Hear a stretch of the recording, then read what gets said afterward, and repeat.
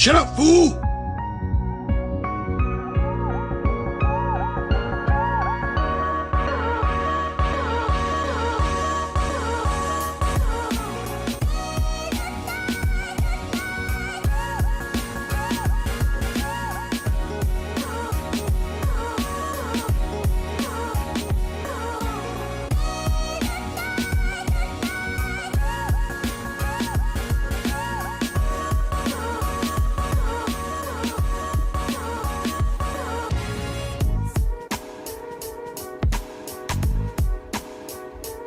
Remy Gilnius here first. Excellent. So this morning a guy commented on my political channel, this channel, said I was a racist and anti-immigrant. And I said, hey, I'm an immigrant and I identify as black, so it must be okay. And we had a little back and forth, and he said he'd be willing to come on in 7 minutes from now. And so, Francisco, if you're here, you can let me know in the live stream chat, and let me get the whereby ready. But my guess is you're not here yet. The Supreme Court got rid of affirmative action. Did you guys hear that? So I went up to my kids a couple days ago. Said, kids, got some really bad news. Affirmative action's gone. You can't get into college just because you got darker skin. You're going to have to achieve. And they cried and cried. I said, stop your crying. Well, if you're going to cry, go to your room. I don't want to see it. That's what I told my kids. I said, there's nothing wrong with getting into college based on what you've done and what you've achieved, not who you are and what color your skin is. I said, leave that to the leftist white supremacists. We're not white supremacists in our household. We're Cocoa Puff supremacists. Thanks, Shivry, for your favorite drink, skinny vanilla latte vente. No. I very rarely go to Starbucks. But when I do, I drink, I drink Sumatra coffee, black, hot, black, and strong, just like my women. That's not racist. Oh yeah, and one of my videos was pulled from YouTube with a warning, hate speech. Did you guys figure out which video it was? I couldn't believe it. Like, where's the sense of humor nowadays? It was a video basically of saying CRT is about show me the money. So, it had the Jerry Maguire lines in there. Like, Brian, you're a lefty. Like, what was that, hate speech? Anyhow, here's the link to call in Francisco.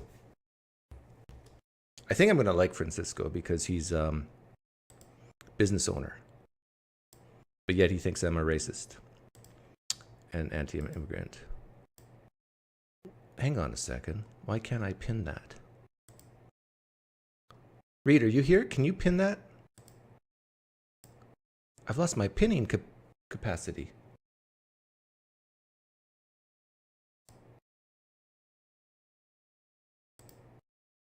That's right.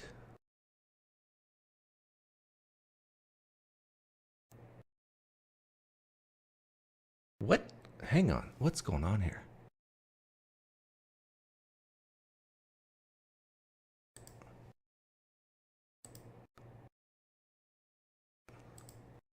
Hang on a second. Did I lose powers? There we go. I was in the wrong account.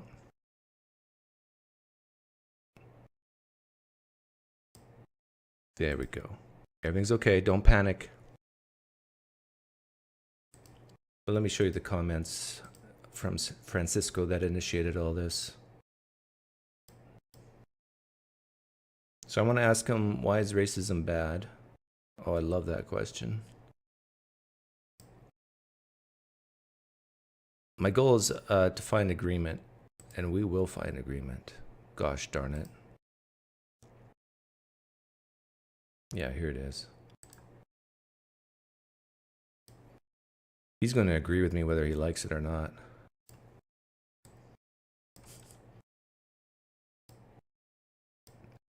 Sharpen. Ooh.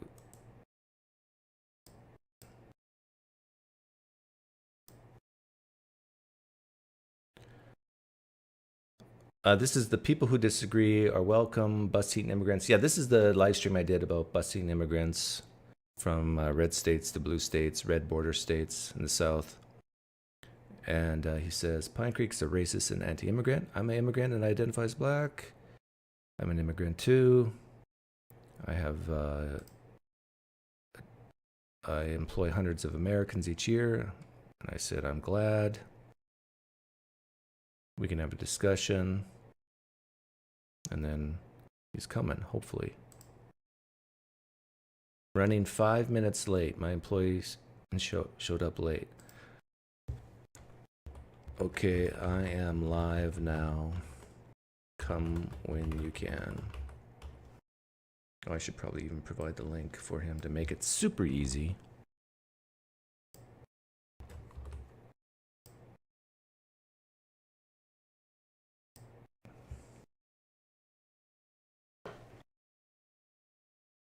What exactly is race? It's taking certain attributes, certain alleles of the human genome and clustering them in certain groups. How's that?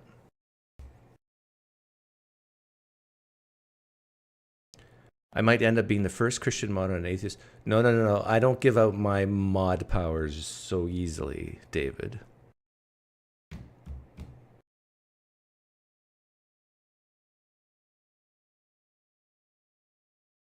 You got to earn it here. So yeah, affirmative action is gone. I think that's a good thing. My father-in-law was suspected that a California university was going to hire him based on his skin color. He's from Trinidad. And he said, nope. I said, good for you, when he told me this story.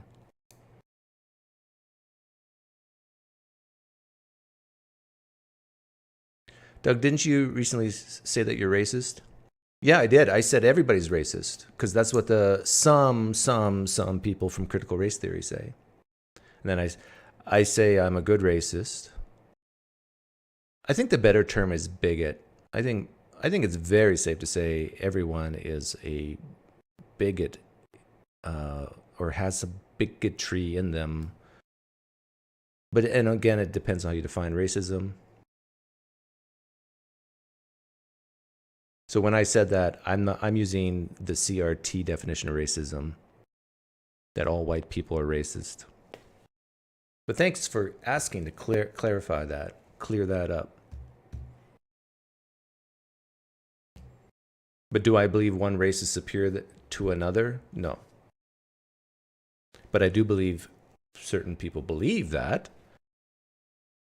And I would also say people who believe that doesn't necessarily make it wrong or right. It depends what they do with that information. And I would also say that race inferiority is just as dangerous potentially as race superiority. So if a certain race thinks they are inferior to another race, that can be just as damaging as vice versa.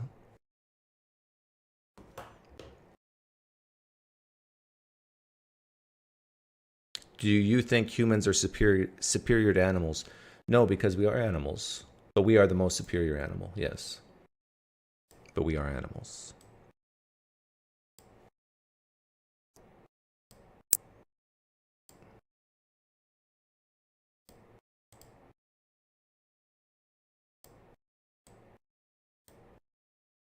But it depends on how you define superior. Are humans superior to lions when it comes to biting strength? To tearing flesh with their own teeth? No.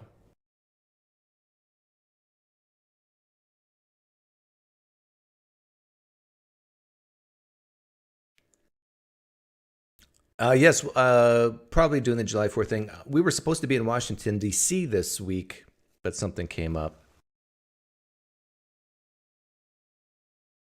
My son is the lead role in a community theater, and the director did not like us leaving.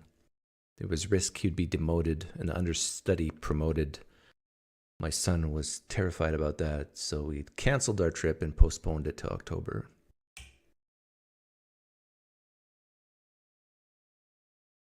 But we will not be drinking Bud Light. Tell us how to fix the USA. What do you propose to make things right? What is your solution? Well, it depends what's wrong with the USA. You got to define what's wrong in order to fix it, right? But in general, I would say we have to slowly or quickly get rid of feel sorry forism. We have to promote more free speech, which includes the right or the privilege to say what you really believe, what you really think, without fear that you're going to be canceled or fired or your YouTube channel will go down. We need to teach a sense of identity in people, or give them some sense of identity that's not based on how they look or who they want to have sex with, but rather what they accomplish and achieve. We need to go back to a meritocracy, a merit-based system, in my opinion. We need to teach kids that it's okay if you're not as good as someone else at doing a specific task, that's okay. We need to teach kids that sometimes it takes 3 or 4 decades to get financially independent, and that's okay. Patience, patience. We need to teach kids that the United States, with all its flaws, is one of the best countries in the world to live in.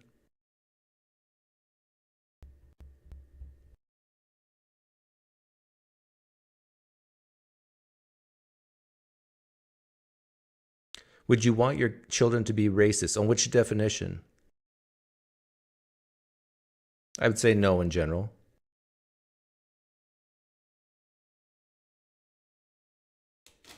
But to me, actions speak louder than thoughts alone. Again, like, I come from Christianity. I'm against thought crime. So I really don't care that much if someone views the white race as inferior. Doesn't bother me. It doesn't really bother me that much if someone hates me. And the more of an identity that you have, that you're raised with, the more you'll agree with that sentiment. If you're secure in who you are, you really don't care that much if people view you as inferior because of your race, or if they view you as inferior because of your sexual identity.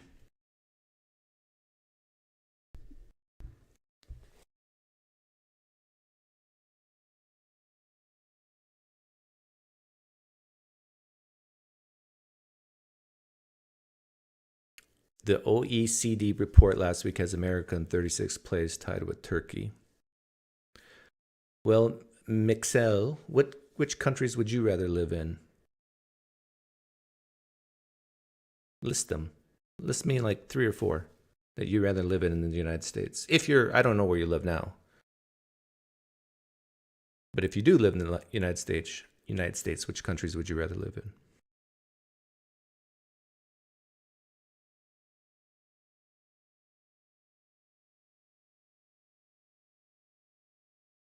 Are you here yet, Francisco? Oh, he said he was running 5 minutes late. Well, that 5 minutes is up. The link is in the live stream chat. All you have to do is click on it.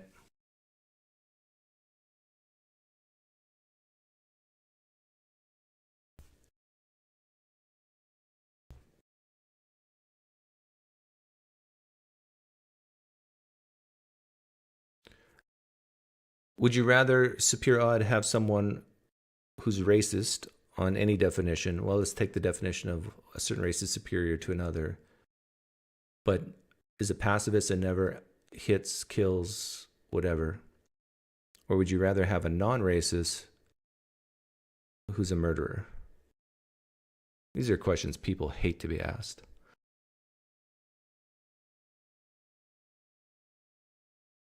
Of course, Reverend Tacos.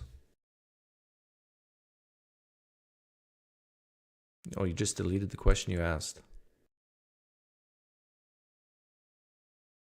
Did Mikkel answer my question? Mixel Bedlam? Oh, I gotta go live chat. I always forget that. Tim says England.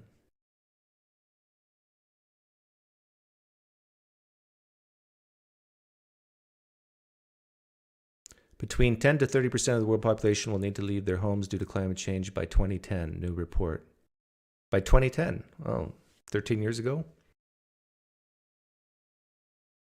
Oh, you mean 2100. Well, they better get the U-Haul warmed up.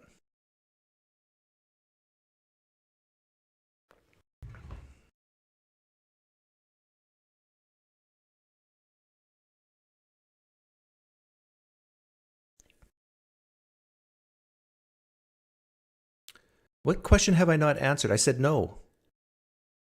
Super odd. Why wouldn't your children? Because I still think that if someone thinks bad, it's better to think good thoughts about someone than bad thoughts. That's, yeah, it's still better. But if you're having a choice between someone thinking bad thoughts about you and not touching you versus someone thinking good thoughts about you and killing you, or even bad thoughts and killing you, which would you rather have? Like, this is a no-brainer. We as a country have to get rid of this feel sorry forism and think that every time you have a bad thought, it's going to lead to violence. No, it doesn't. Am I for open borders? No, because I think there's many reasons why I'm against open borders, and it depends what you mean by open borders. What I think about open borders is that people can still, immigrants can still come in, but it's, you know exactly what you're getting when you let them in. You know who they are. You've done background checks. You've done health checks. Like, I had to get I was vaccinated in Canada. I had to get all my vaccinations done again when I entered the United States. So I'm double vaccinated. I think on some things I'm triple vaccinated. And so now the American public don't have to worry about me as an immigrant bringing in some disease.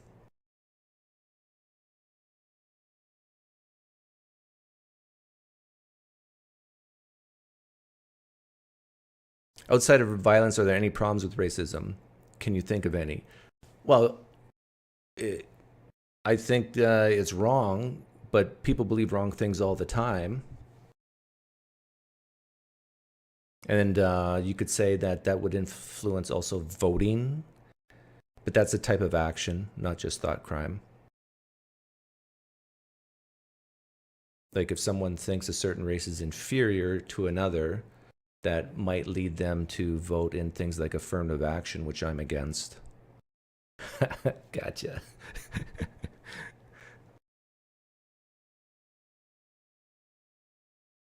What percentage of sports allow trans women and women sports in the U.S.?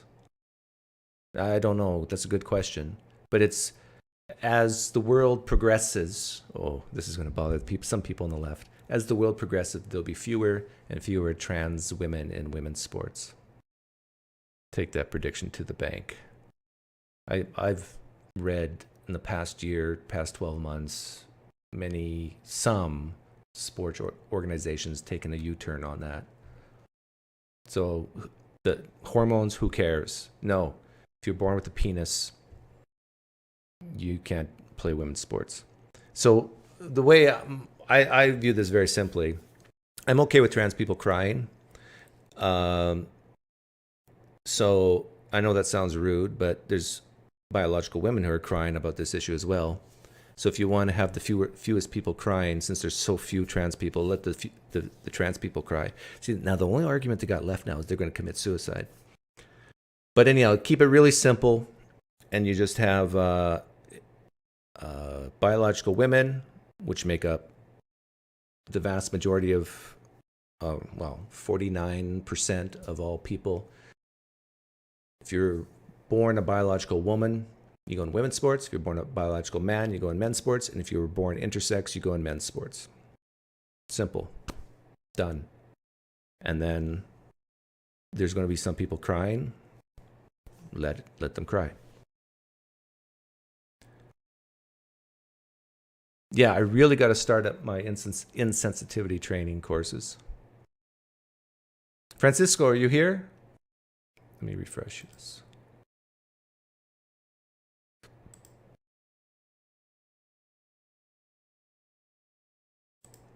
I sent him the link.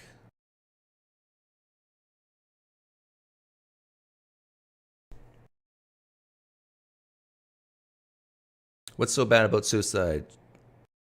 Oh, no, I'm for suicide in some cases.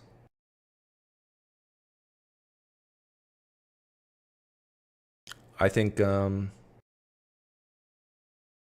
doctor-assisted suicide should be illegal in some cases. I do think there should be checks and confirmations and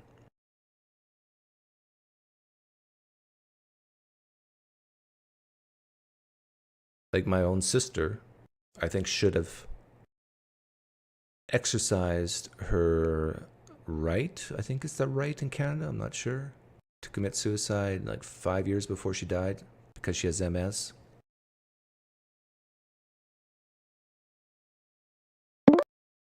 Oh, I think he's here. Yes, he is. There you are. Welcome. Let's see. You're muted right now. On the bottom, there's an buttons for your mic. On the top right. Can you hear me now? There we go. Perfect. Can I show your face? Well, I can't hear you. You can't hear me.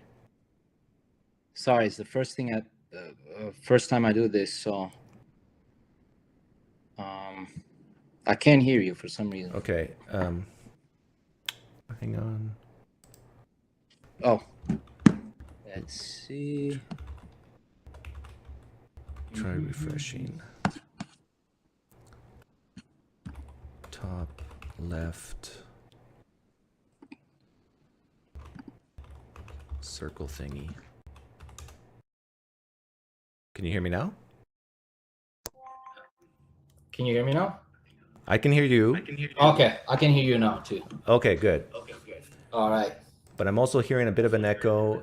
Am I really loud to you? No. Do you have headphones by any chance? Not with me right now. Sorry, I was running from work and yeah, I know. I'm totally unprepared. Well, that's all right. This is just going to be informal. Let's see. You're a little quiet though. Can you? And I can hear that you have a mic that's. Hold on a second. I think my.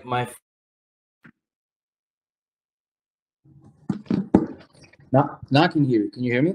Yep, I can hear you. Okay, let's get started. I know the audio is going to be a little weird.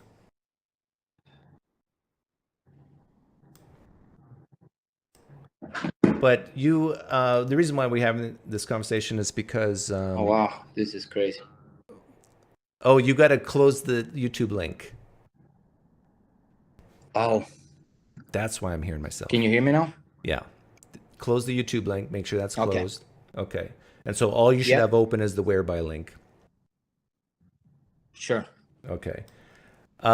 So we're having this conversation because you commented on my YouTube channel saying I'm a racist and anti-immigrant. So the comment that you did on basically shipping immigrants. I'm sorry. First of all, I'm sorry for my English. It's not perfect. So if you don't understand, just let me know. Okay. So the comment that you made regarding shipping immigrants to blue states, I find it very racist. Can I ask why? Of course, because I don't think that immigrants should be shipped like livestock to a different state just because you don't like immigrants. Okay. Do you believe that they were shipped like livestock? Well, of course, it's hyperbolical, but what I'm trying to say is that your comment. So, first of all, let me ask you, why would it be a good idea to ship immigrants from a red state that come here legally to a blue state? What is the Because reason? the blue states want them. They're sanctuary cities. Okay, so you don't want immigrants. That makes you racist. Racist. Why you don't want immigrants in your No, red state? no. Why does that make one racist to transport immigrants from a red state to a blue state that's asking for them? Transportation is just a way of saying we don't want you here. You should be somewhere else. Yeah, that's true. Yeah. Yeah, but why does that make but that why? racist? Why you don't want immigrants in this country? I'm an immigrant. Am I a problem? You're not a problem, but some immigrants are because they're a burden to some society. immigrants are, but also some Catholics, some Jewish people, some immigrants, some black, some. Right. So if we take a percentage of all the groups here in America that cause problems, then nobody should be allowed to be here. Nobody should be here. Why do you say that? Because some Canadians are probably smuggling drugs. I don't know. So we can't take the worst of a group and make it look like everybody. Francisco, we agree. So Okay. so if Fine. we have two immigrants, one's a drug dealer, one's not. One's just a regular person who works in whatever job. Okay. Which immigrant would you want in the country? Which immigrant would you want not? You know the answer. Right. So You know the answer. So okay. So my question is, why those immigrants that landed in Florida were shipped to? Were they drug dealers? Were they creating any problem? No, right? So why do you espouse DeSantis' policy on immigration, which is totally fascist? Okay. Why? To answer that question, Yeah, go ahead. I'm going to ask you a question. Why do some of where they're shipped to, why are some of them upset? Why some of the immigrants are upset? No, the people in the blue states that receive these immigrants, Okay. do you I think don't know. some I of think them you are should- upset? I think you should ask them. If it was for me, I would welcome here in my state. Because some of the governments there, some of the mayors that I've listened to are upset because the immigrants are coming in and they're using up a lot of the resources. It's a lot of work to house them, to feed them, to get them settled. So what? We've been doing for centuries. What's the problem? You tell the people in the blue states that. What's the problem? But we welcome blue states welcome immigrants as much as red states. Actually, even more, I would say.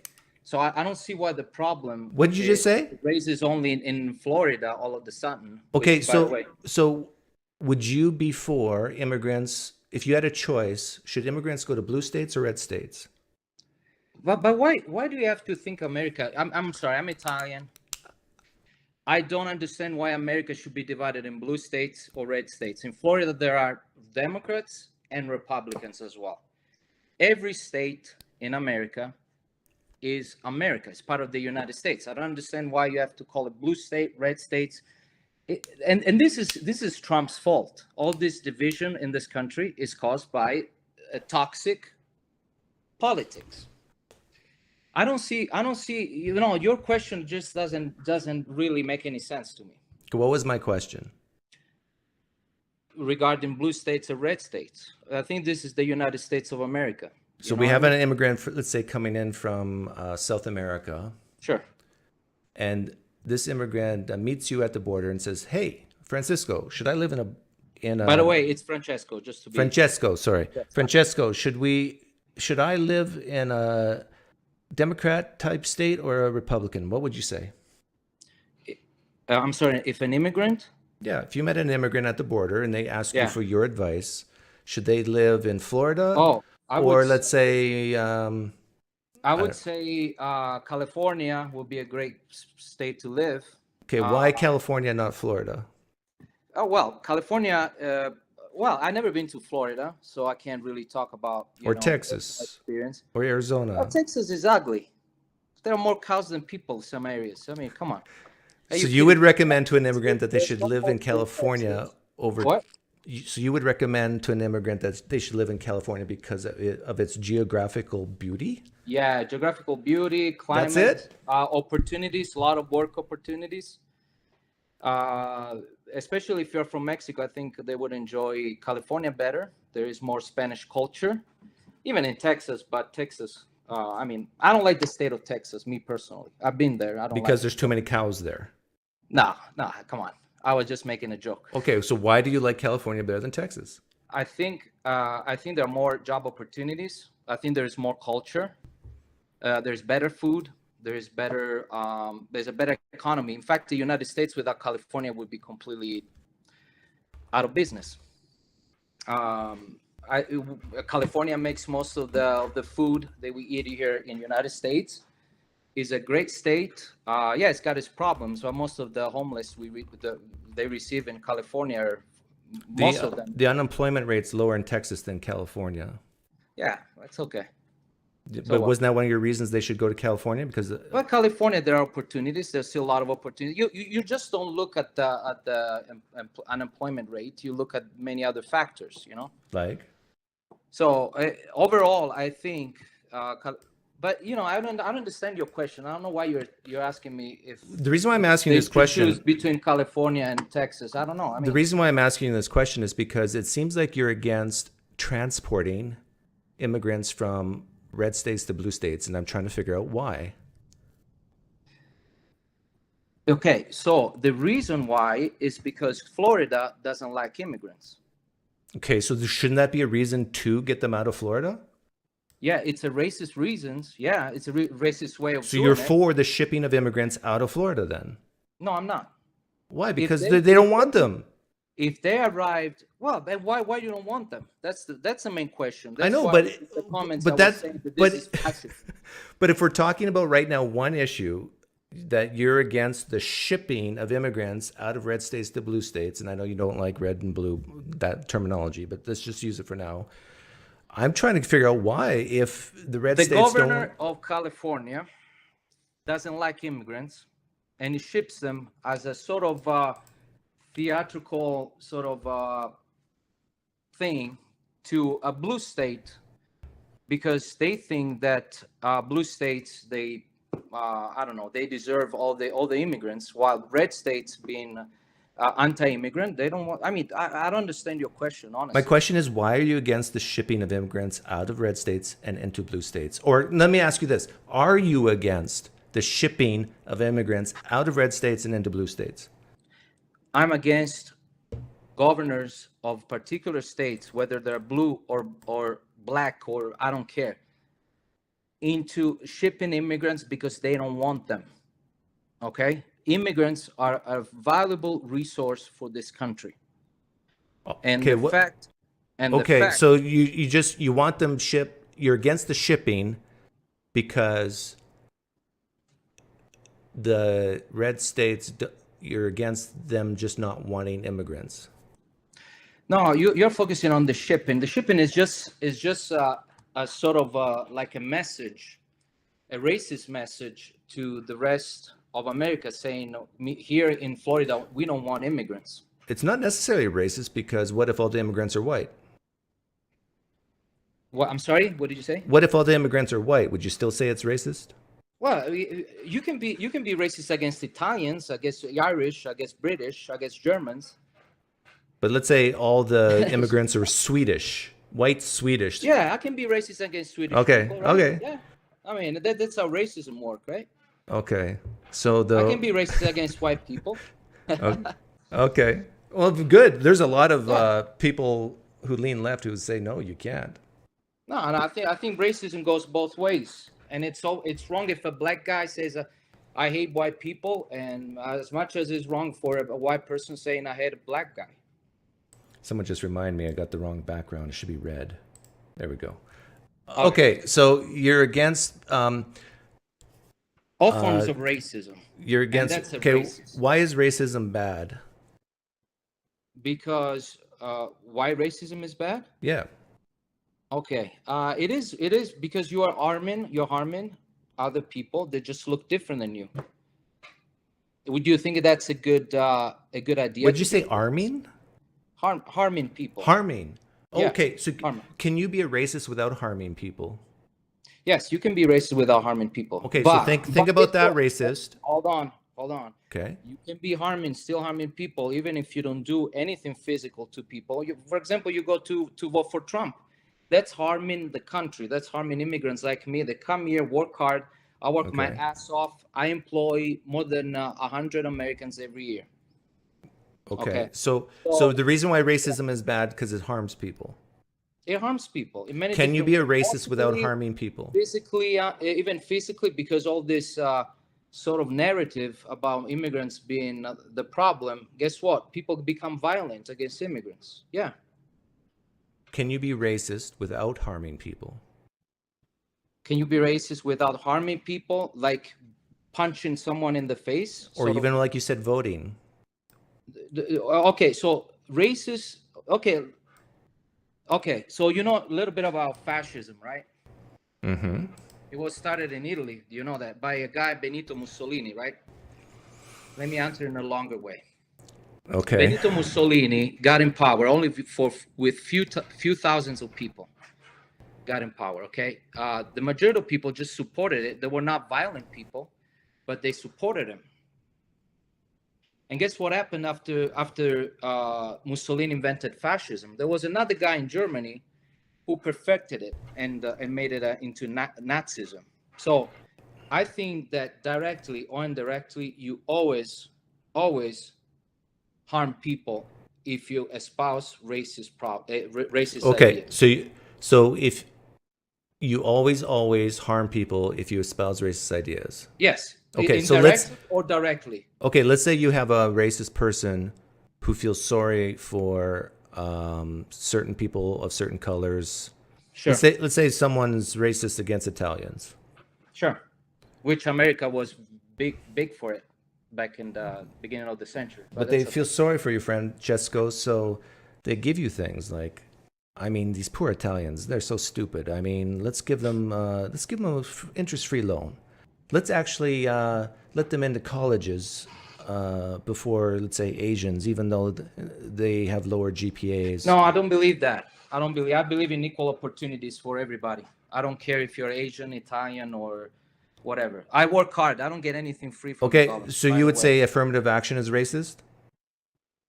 Affirmative action? No, I think it's more like justly trying to support those people that were segregated for decades and trying to put them on the same level of white people. So I don't think there's nothing racist to it. If you hire someone at your job, yeah, let's say you got two people and they're about the same ability, right?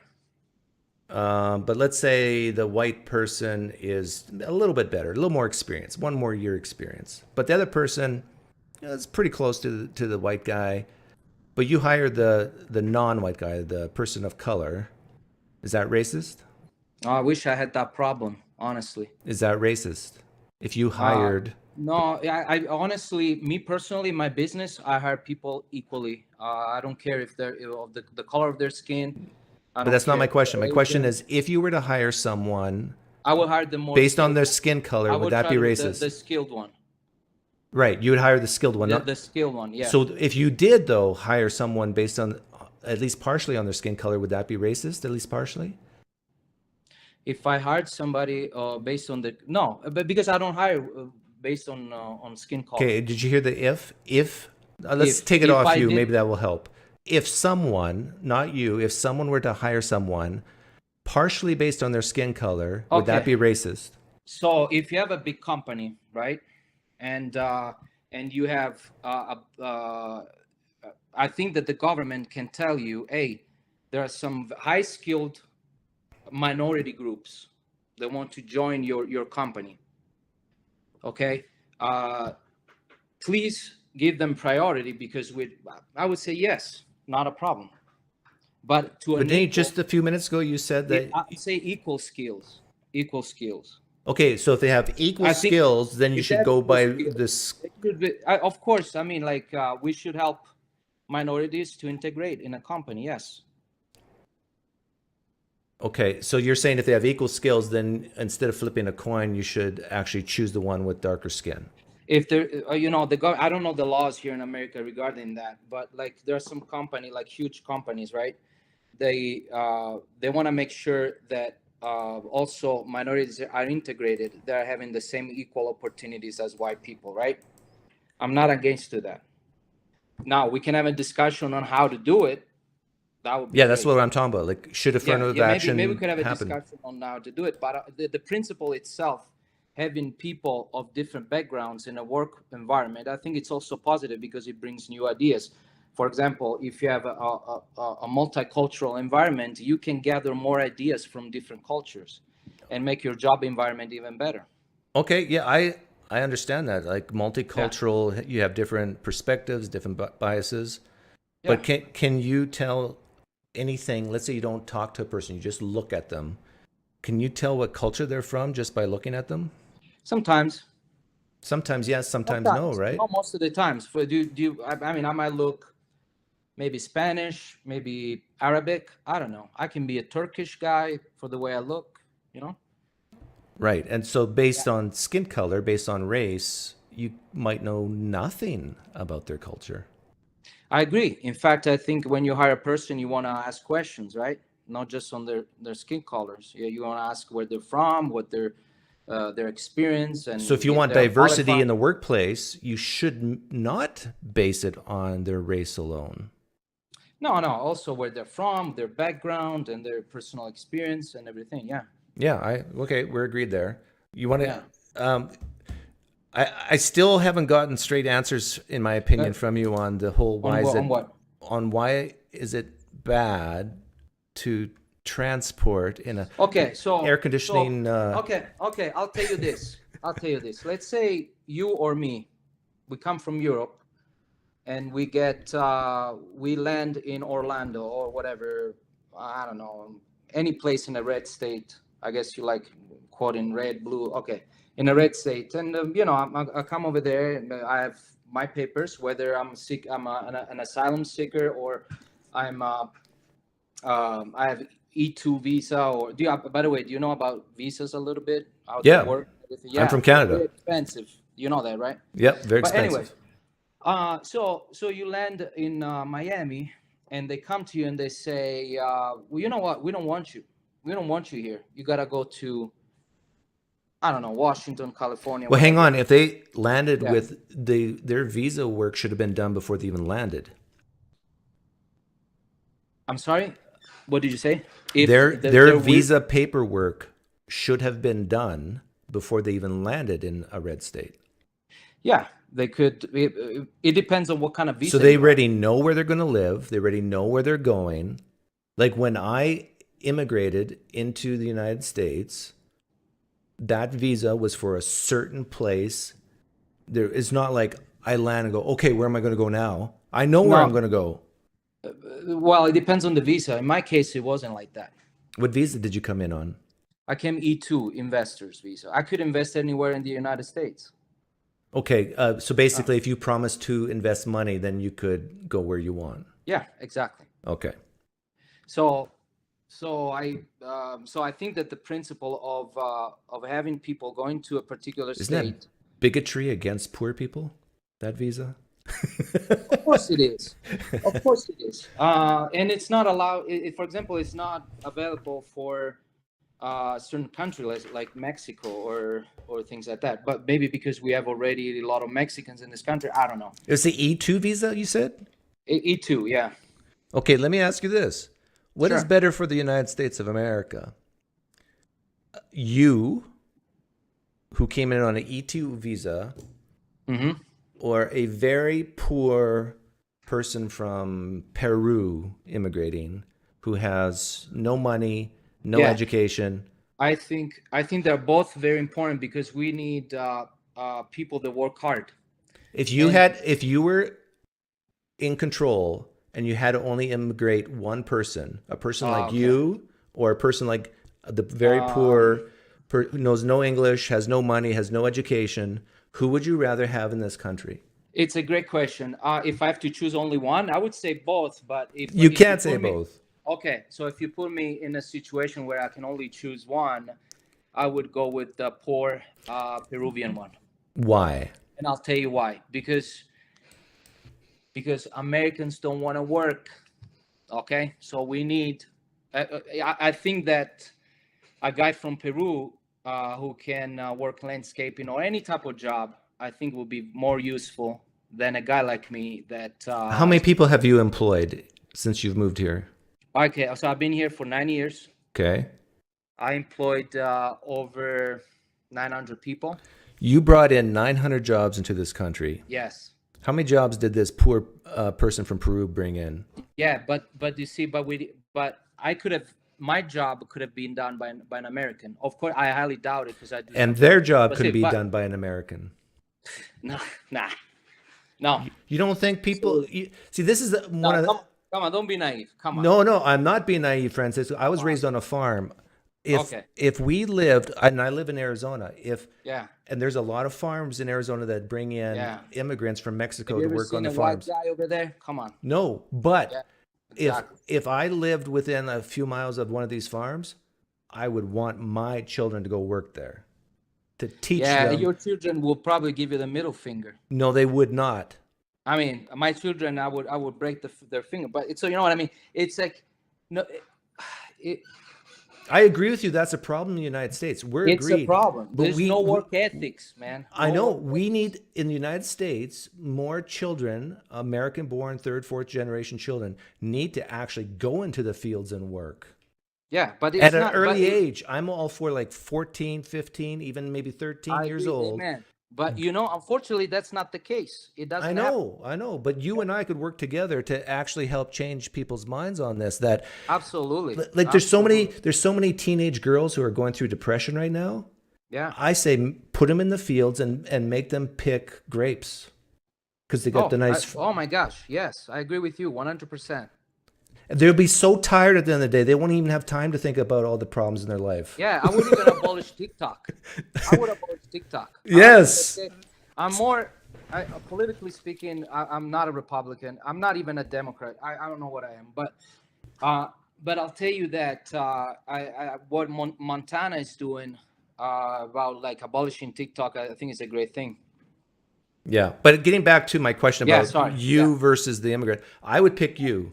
I would rather have you come in the United States than the Peruvian. No, man, I don't agree with you. Well, I'm talking against my own interests, I guess. I think they're both important, but I would say that the Peruvian guy, unfortunately, I only have 2 Mexicans working for me. I wish I had more. But they perform 10 times better than any Americans, unfortunately. Okay, let me say this before I sound ungrateful to my American workers, which I love tremendously.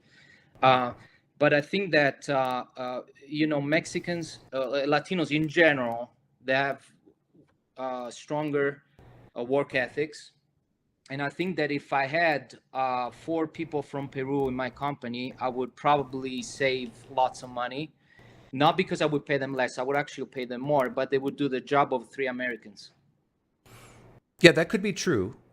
Yeah, no, it's real. It's not good. It is. Yeah, and again, I live in Arizona. I've seen this with my own eyes. Yes. In the business I am in, I value other businesses, and I get to see with my own eyes the employment records and everything. And I agree with you that a lot of Americans are just lazy. And that's okay. Listen, if you want to be lazy, that's okay. If you want to be a YouTuber, you want to be a TikToker, that's okay. As long as I don't do this full time. No. I know. Okay. And I apologize for that comment on YouTube. I would call me lazy. I'm kidding. I would just be a program. But all I'm saying is, then don't fucking complain about people coming here in this country that want to work. That's all I'm saying.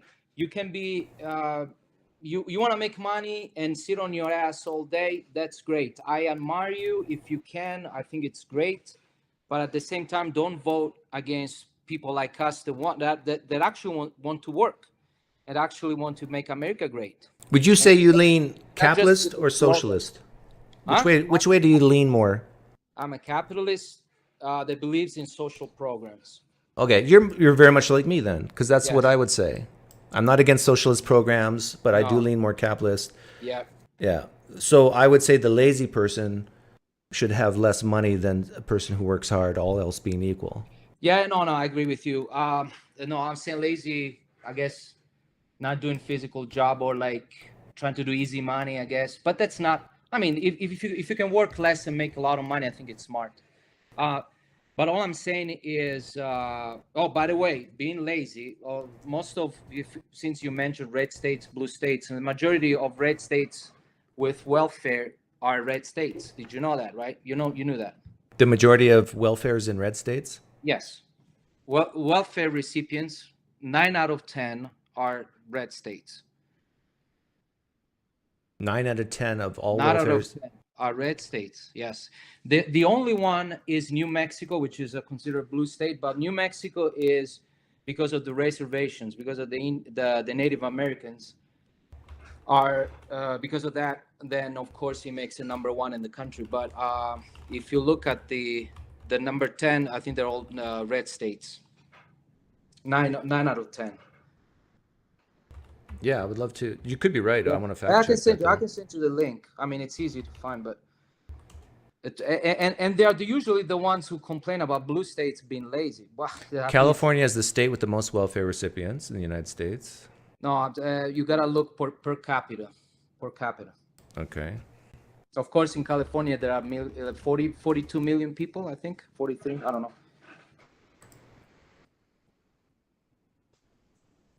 know. So I think the only place of disagreement between us right now is the immigration issue. Yeah, I think it's racist. You think what you think?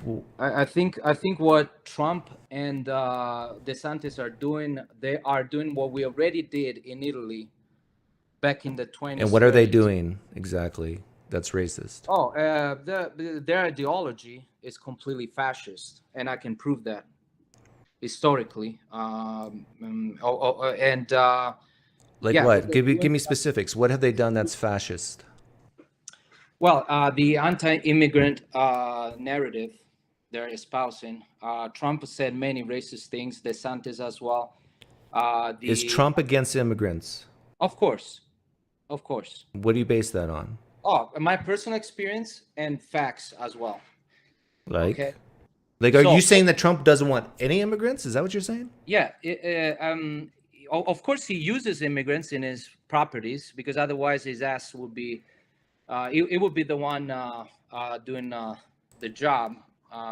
But you know what I mean?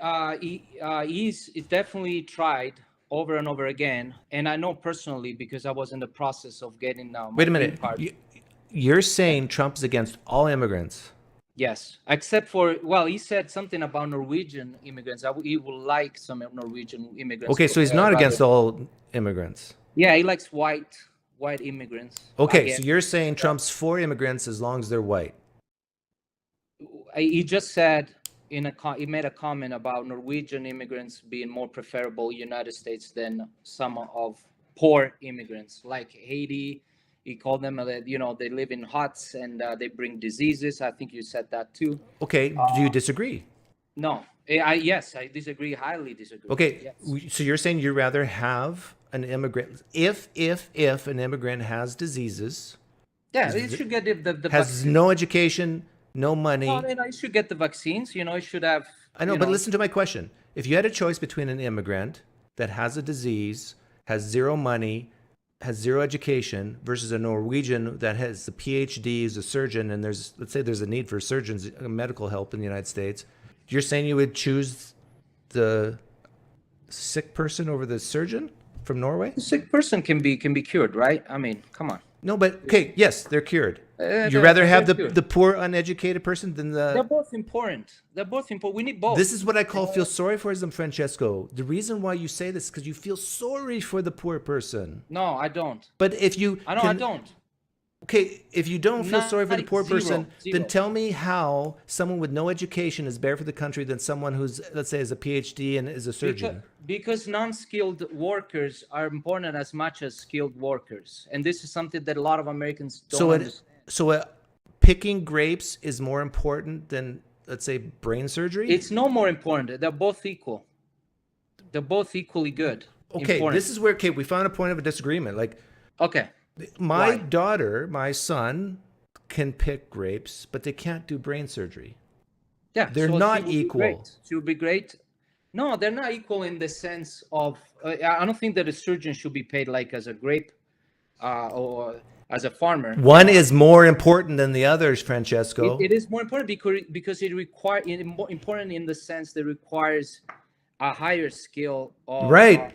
Yes, but it doesn't make it necessarily better. No, it is better. It is better. It's not, because, let's say in America, you can't save someone's life directly by picking grapes. You can save someone's life by being a brain surgeon. Being a brain surgeon is better than being a grape picker. But it depends. It depends also what the country needs at that moment, right? You have to understand that America, okay, let's say the country needs both. They need more people working in the fields, and they also need more people in medicine. Which is better, Francesco? A brain surgeon, a surgeon, or a grape picker?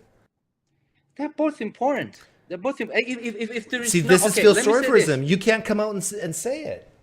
No, listen. If we don't have the people that pick up the fruit in the fields, do you know? Well, we know because we live in a country where inflation went up like crazy in the last couple of years because of COVID, because we couldn't import farmers from Central America, and so what happens? Me, for example, somebody that is not rich, super rich, is gonna pay $5 a gallon on gasoline. A pineapple will cost me $10. Maybe if we get rid of color, and ethnicity, it would be easier for you.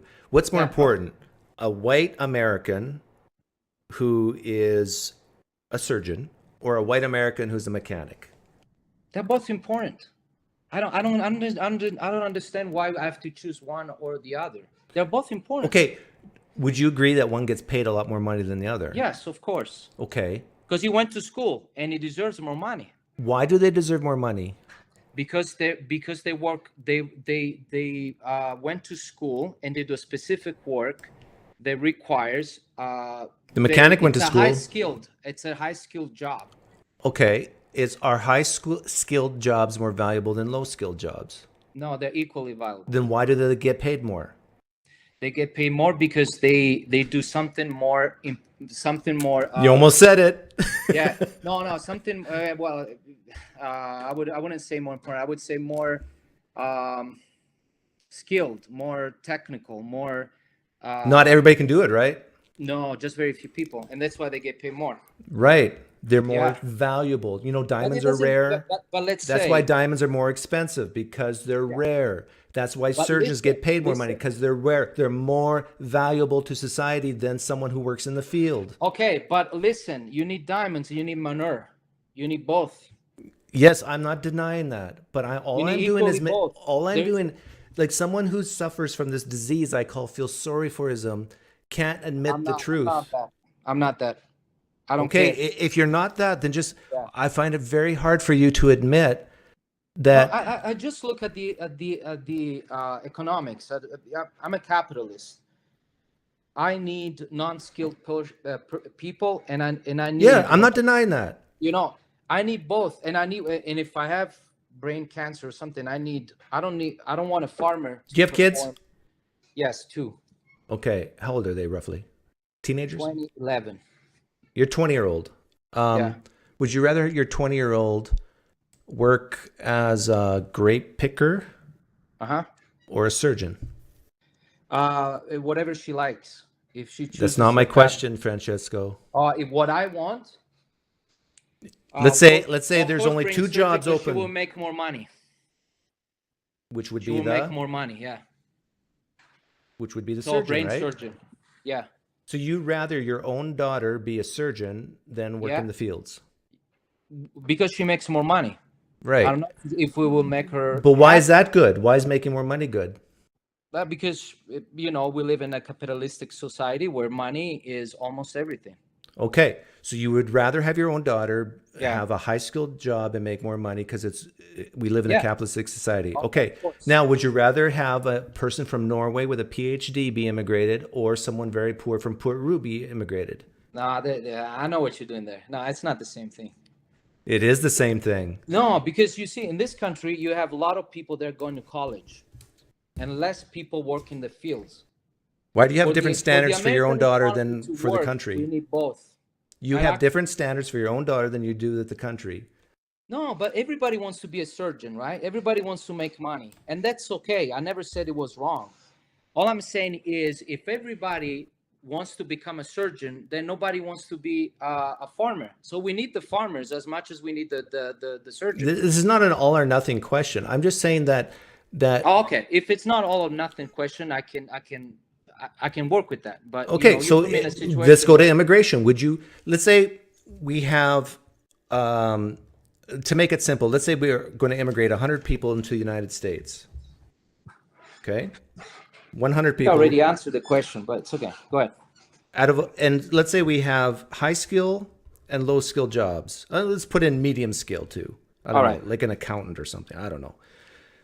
Out of the 100, how many of those should be high skill jobs, medium skill jobs, or low skill jobs out of 100? Yeah. So this is what I would do if I was making laws for immigration, right? I would issue a certain numbers of visa based on what the country needs at the moment. Okay, let's say the country needs all three of those equally. High skilled, medium So I skilled, would low give skilled. 33% You go of 33 on across yeah. the board. Uh-huh. Okay.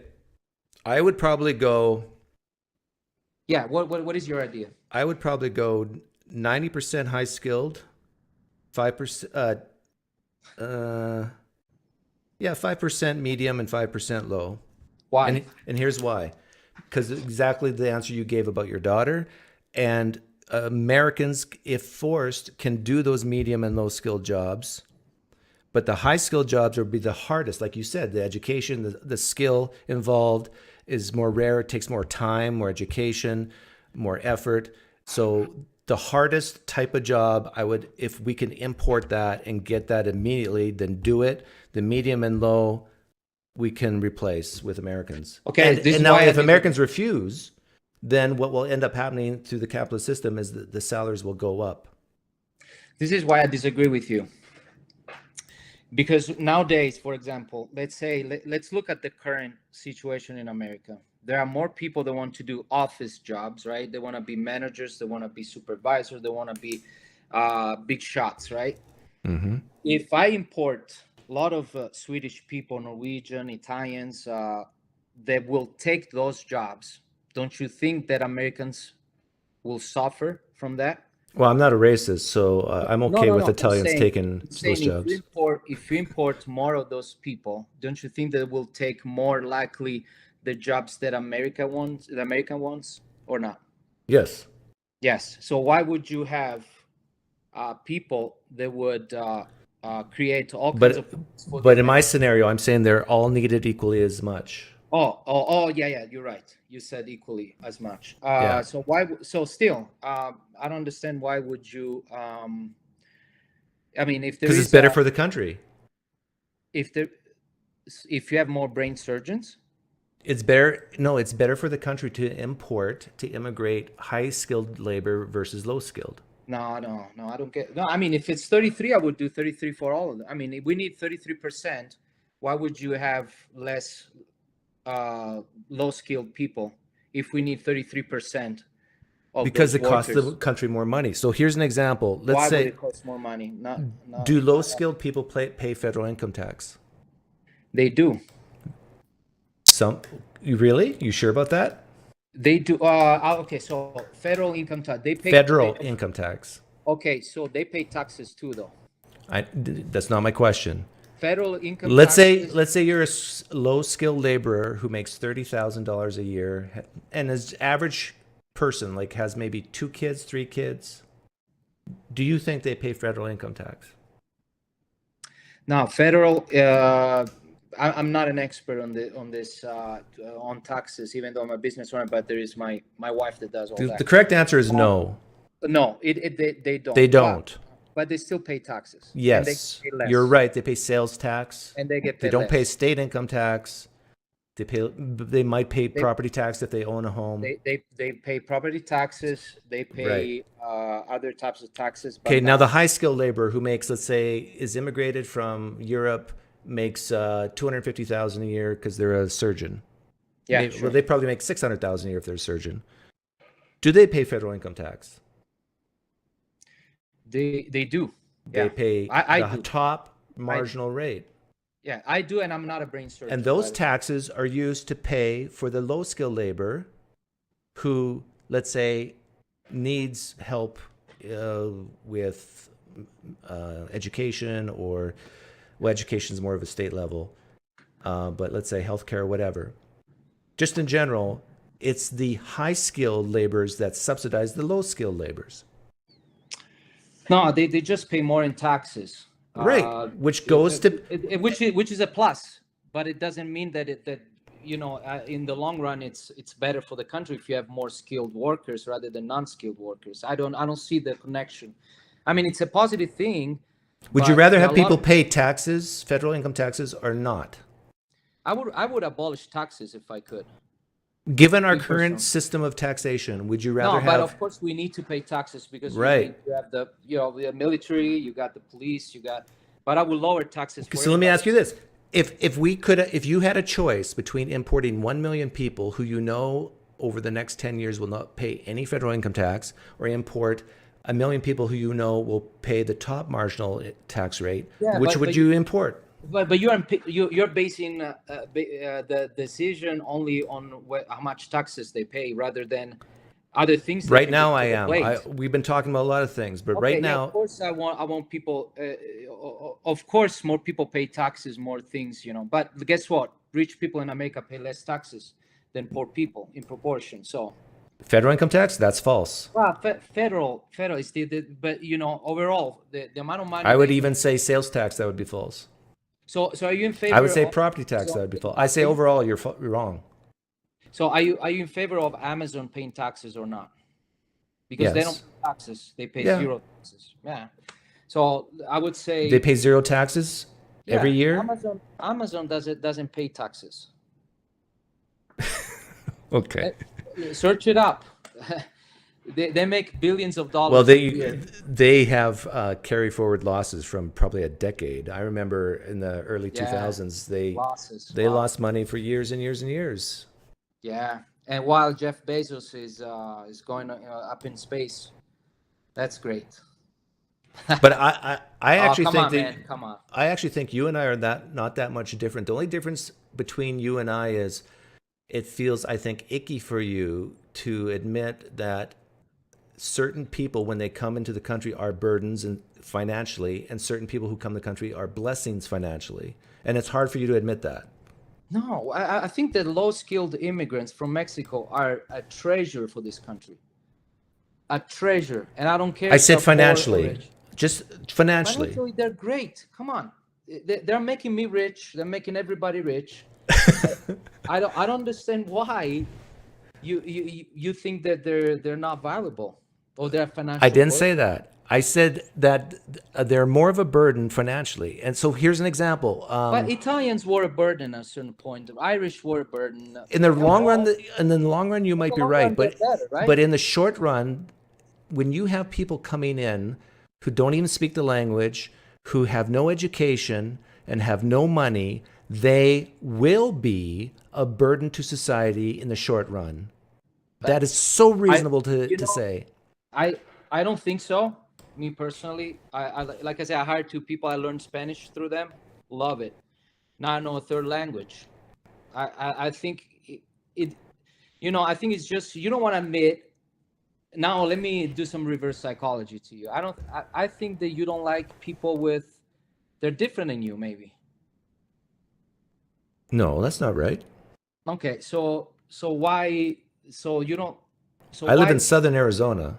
Okay, you live in southern Arizona. So why do you think that Mexicans, people that don't speak English, they're actually less valuable than people that speak English. Financially or as humans? I don't know. You tell me. I would say as humans, no, they're not less valuable, all else being equal. It depends on what they do. Like if there's a Mexican that comes into southern Arizona and murders people, yes, they are worth less to society. They should be locked up or thrown out or whatever. Like any criminal, independently. Like any if they criminal, are, right. If Like they any are criminal. white or Mexican. But yeah. if we're talking financially and what they contribute to society financially, a Mexican who comes in with 4 kids, okay, it costs about $8,000 a year to educate each child. 4 times 8 is 32,000. Do you think Yeah. they're paying 32,000 in property taxes? No, they're being subsidized. Who are Yeah. they being subsidized by? Older Yeah. people and richer people. And they do you think that they get the same benefits of people that they're not the non-immigrant people? What do you mean by benefits? Financial benefits? Yeah, financial benefits. They probably get more benefits than rich people For example, let me tell you this. because they're more likely to be on welfare than a rich person. There'll be no, not at all. More likely, I said. More likely. Yeah. probably, If you're a rich person, what's the chances you're going to be on food stamps? 0. No. I agree with you. They will be Yeah. more likely to be on food stamps, but they're also more likely to work harder than average American. In fact, I live in a state where Depends on depends, I would say. But I would say you're definitely right in some cases. Yeah, I would also say that I don't see Mexicans at the traffic lights asking for money. That's another thing. You see, you got to understand that the Latino culture is based on work. They work I hard. agree. I respect that culture. And so I think it's the value that bring it to our society is way. I mean, I'm willing to pay for their kids to go to public schools and that kind of stuff because what they bring is more valuable. Oh, really? So, okay, Yes, absolutely. you'd be willing to pay for the 100%. education of immigrant kids, Oh, absolutely. 100%. but not all of them, right? All of them Personally? come here. Yeah. I mean, personally, what do you mean? Like, Let me find someone from Peru with 4 kids. You're telling me you're willing to foot the bill for those 4 kids for 18 years? If I could afford it, yes. And actually, I hosted. I don't believe you. I hosted 2 immigrants from Mexico before in So my you're house, my basement. So let's see here. did. Let's say 12 years times 4 is 48 times 8,000 a year. That's 320 and 64. You're willing to write a check for $384,000 to pay for an immigrant's 4 kids for full education? Yeah, I would send my kids first, honestly, and then if I had the money, yes, Yeah. I would send them. If you had the money. If I had the money, yes. Because that's what it would cost at least, Yeah, $384,000. And then you're hoping $1. that those kids will not be like their parents, because if they're low-skilled labor like their parents were, then they're going to be needed to be subsidized, and so on and so on. Yeah, and then we would need the more.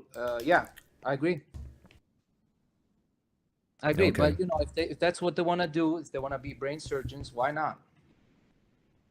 I mean, but all I'm saying is that I just still don't get your answer regarding the 33%, and then you would have more high-skilled people. I guess because it fits the Republican agenda on immigration. No, it fits what you said about your own daughter.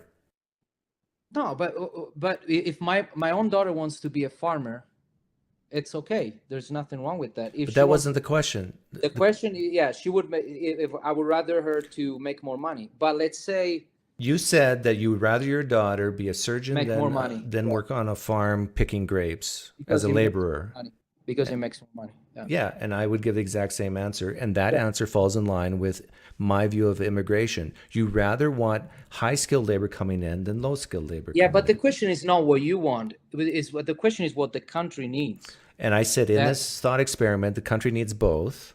Yeah, so you So should you be got a choice to 30%. make. Is it easier to replace low skill labor or high skill labor? The answer is low. So you would want to I'm sorry, what immigrate did you say? people with high skill Easier? labor.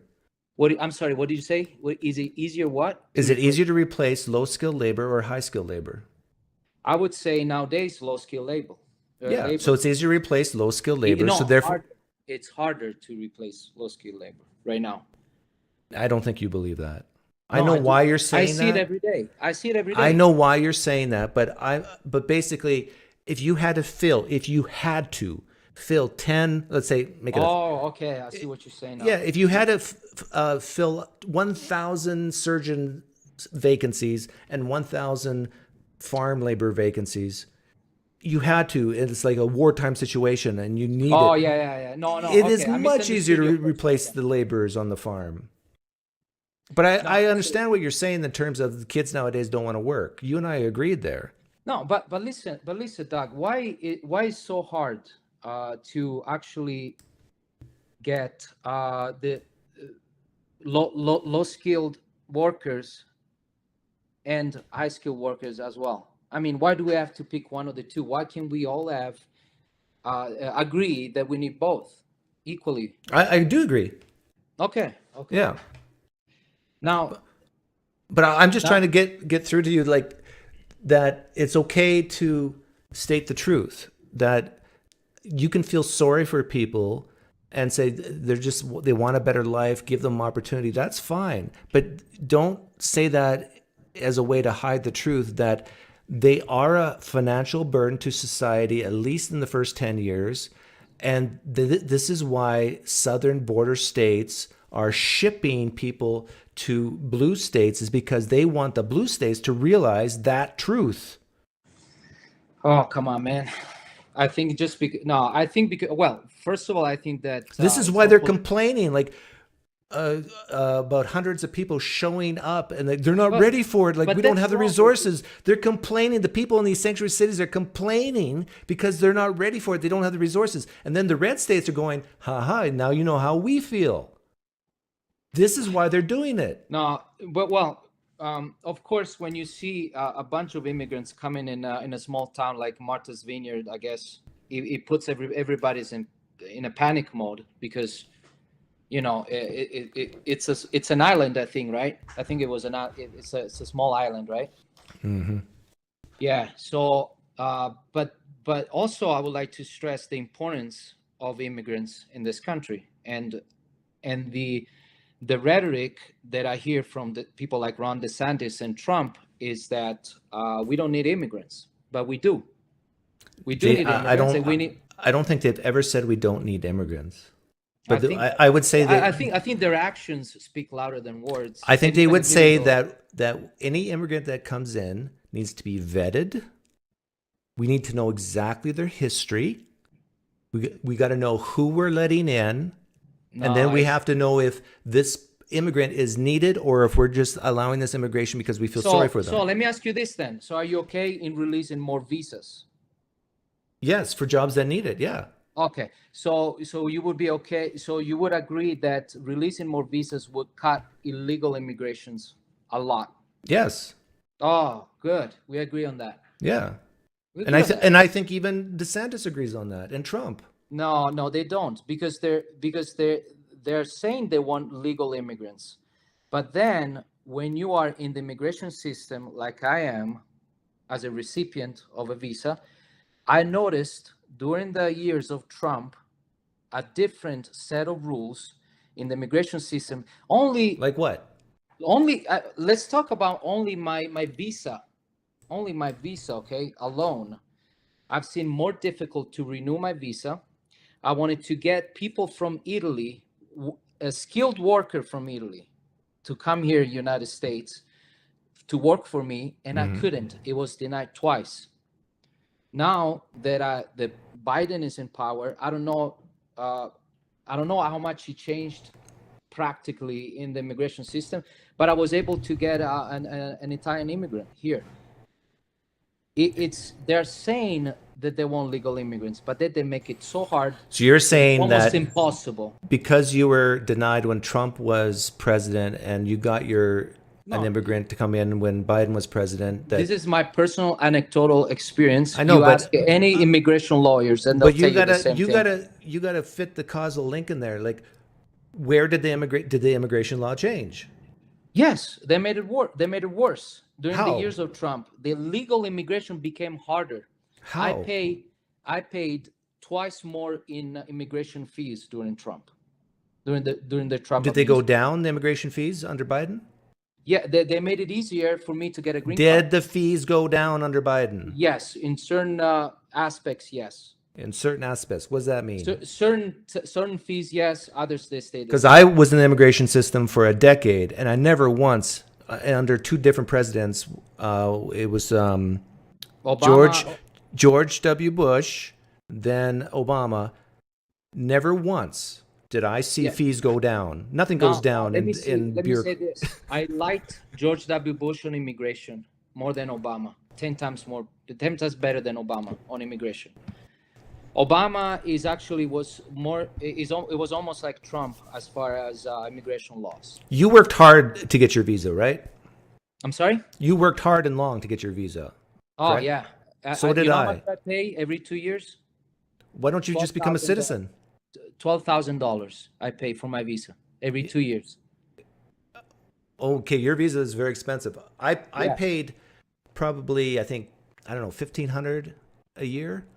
But then I paid roughly $10,000 to get my green card, and then another, I don't know, $1,500 to get my citizenship, me and my wife. But I worked hard for a decade. Yeah, me too. To get my green card and to become a citizen. Yeah. And so did you. Yeah. Would it be fair for this poor, low-skilled laborer from Peru just to walk in and get citizenship? Given what we had to go through. No, I agree with you. I don't think that. In fact, yeah, I totally agree with you. I don't think that these people should have. It's either easier for both, or it's hard for both. Yes, that's called fairness. Fairness. Yep. Yeah? But you gotta give them the opportunity, though. See, I had Work. FBI background checks. Yeah, me too. Yeah. So we should have FBI background checks from anybody coming from South America, right? 100%. And just because they declare amnesty, we should still give them FBI background checks. Even more because for us, there is a vetting process that is traceable, since Europe and Canada are our governments, they work with the American government even more. So that takes time to get the background checks. I had to get get revaccinated. Did you have to get revaccinated?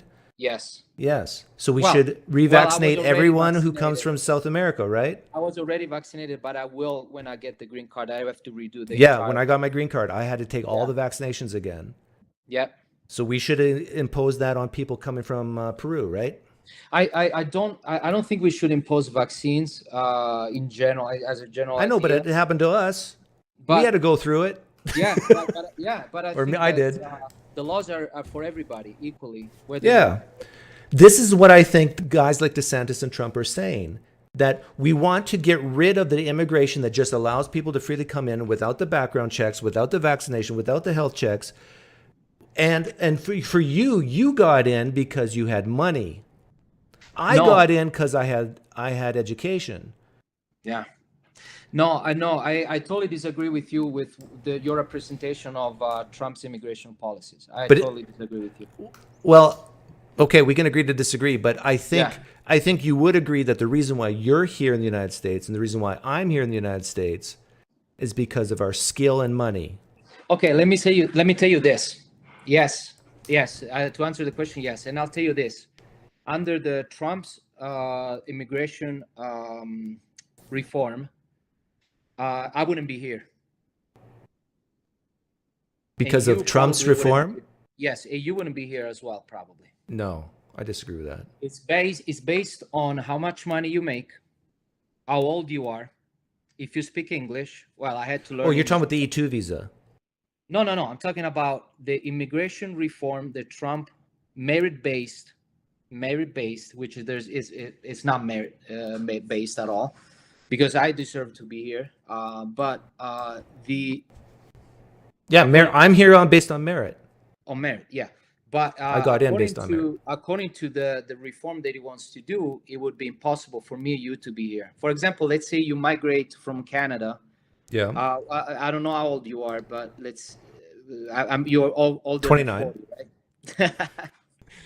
I'm 40. I'm 46. Okay, and I wouldn't be able to come according to because they give you a percentage based on age, education.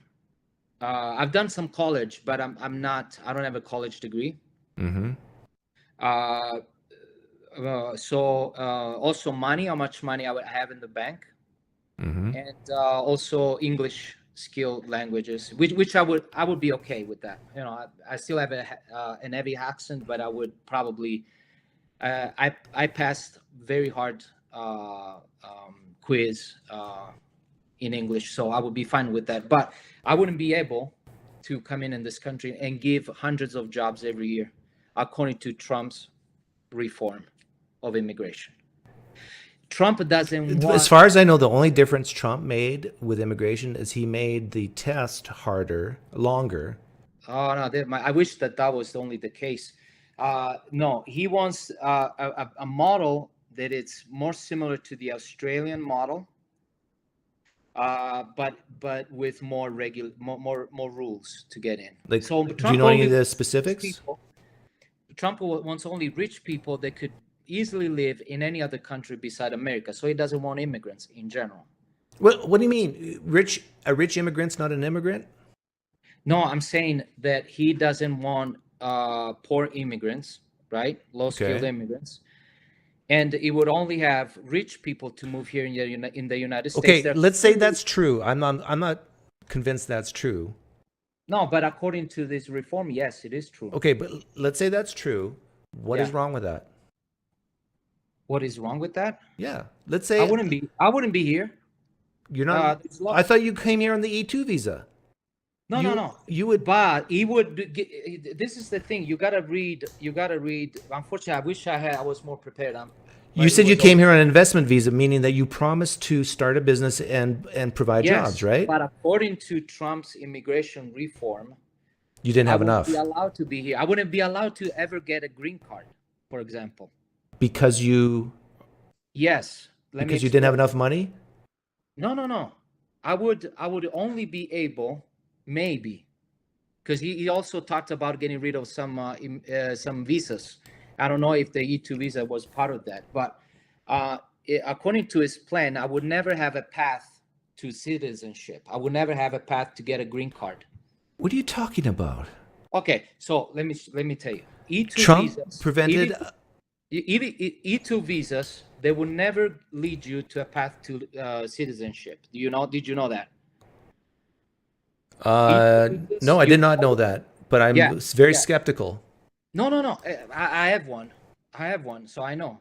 I know, but can you go from E2 to a different visa, which gives you a path to citizenship? I cannot. You can't go to a different visa.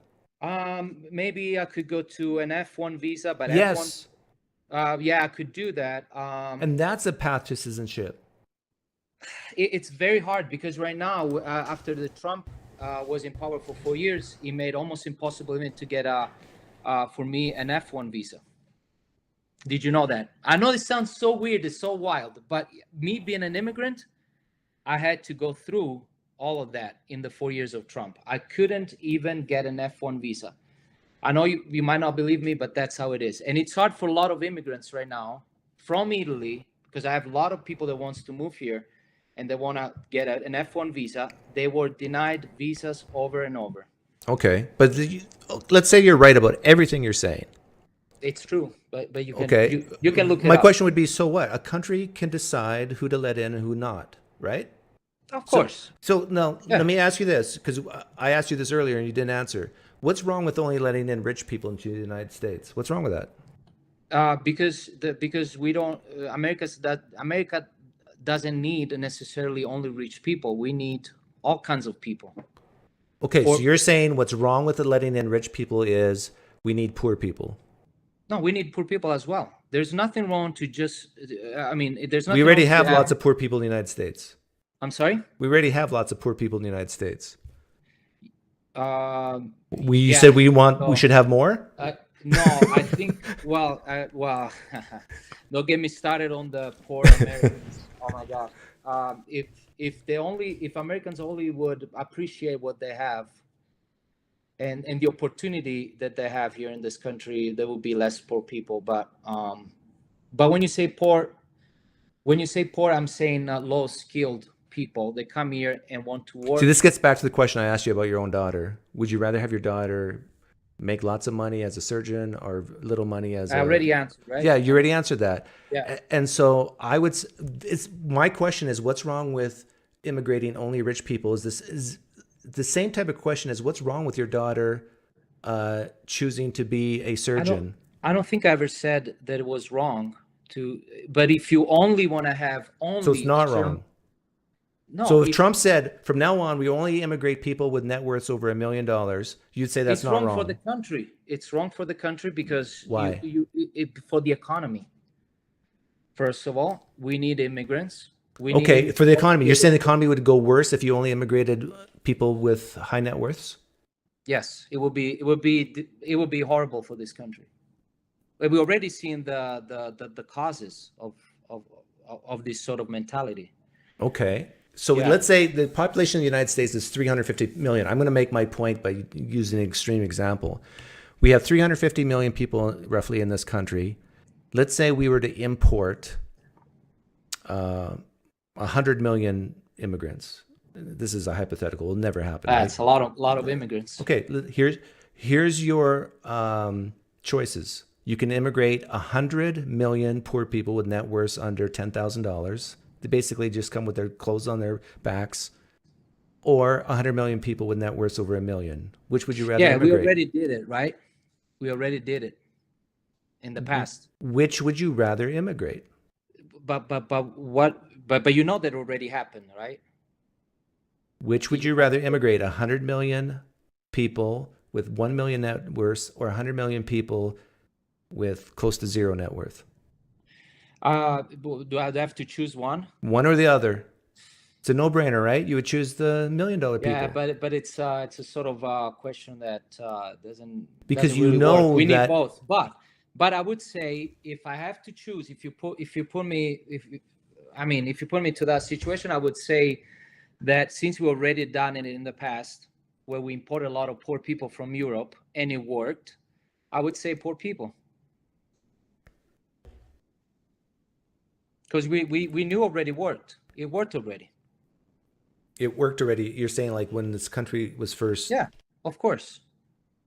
Yeah. And they came all illegally, most of them illegally. I know that people. Well, that's true. Definitely true.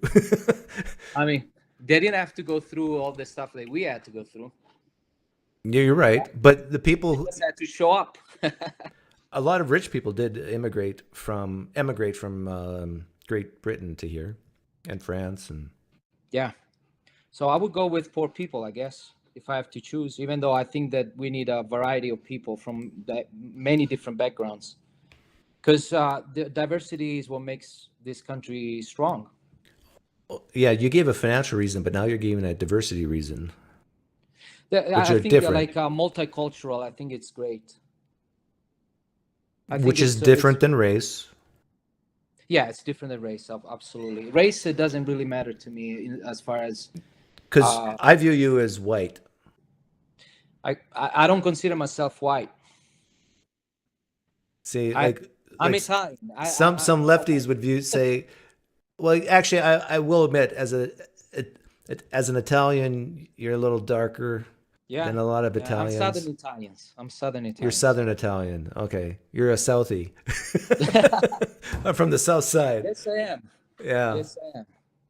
But, a lot of people here in the United States, I shouldn't say a lot, some would say that, oh, if you're from Europe, it doesn't matter. You're a white supremacist. I don't care if you're Italian.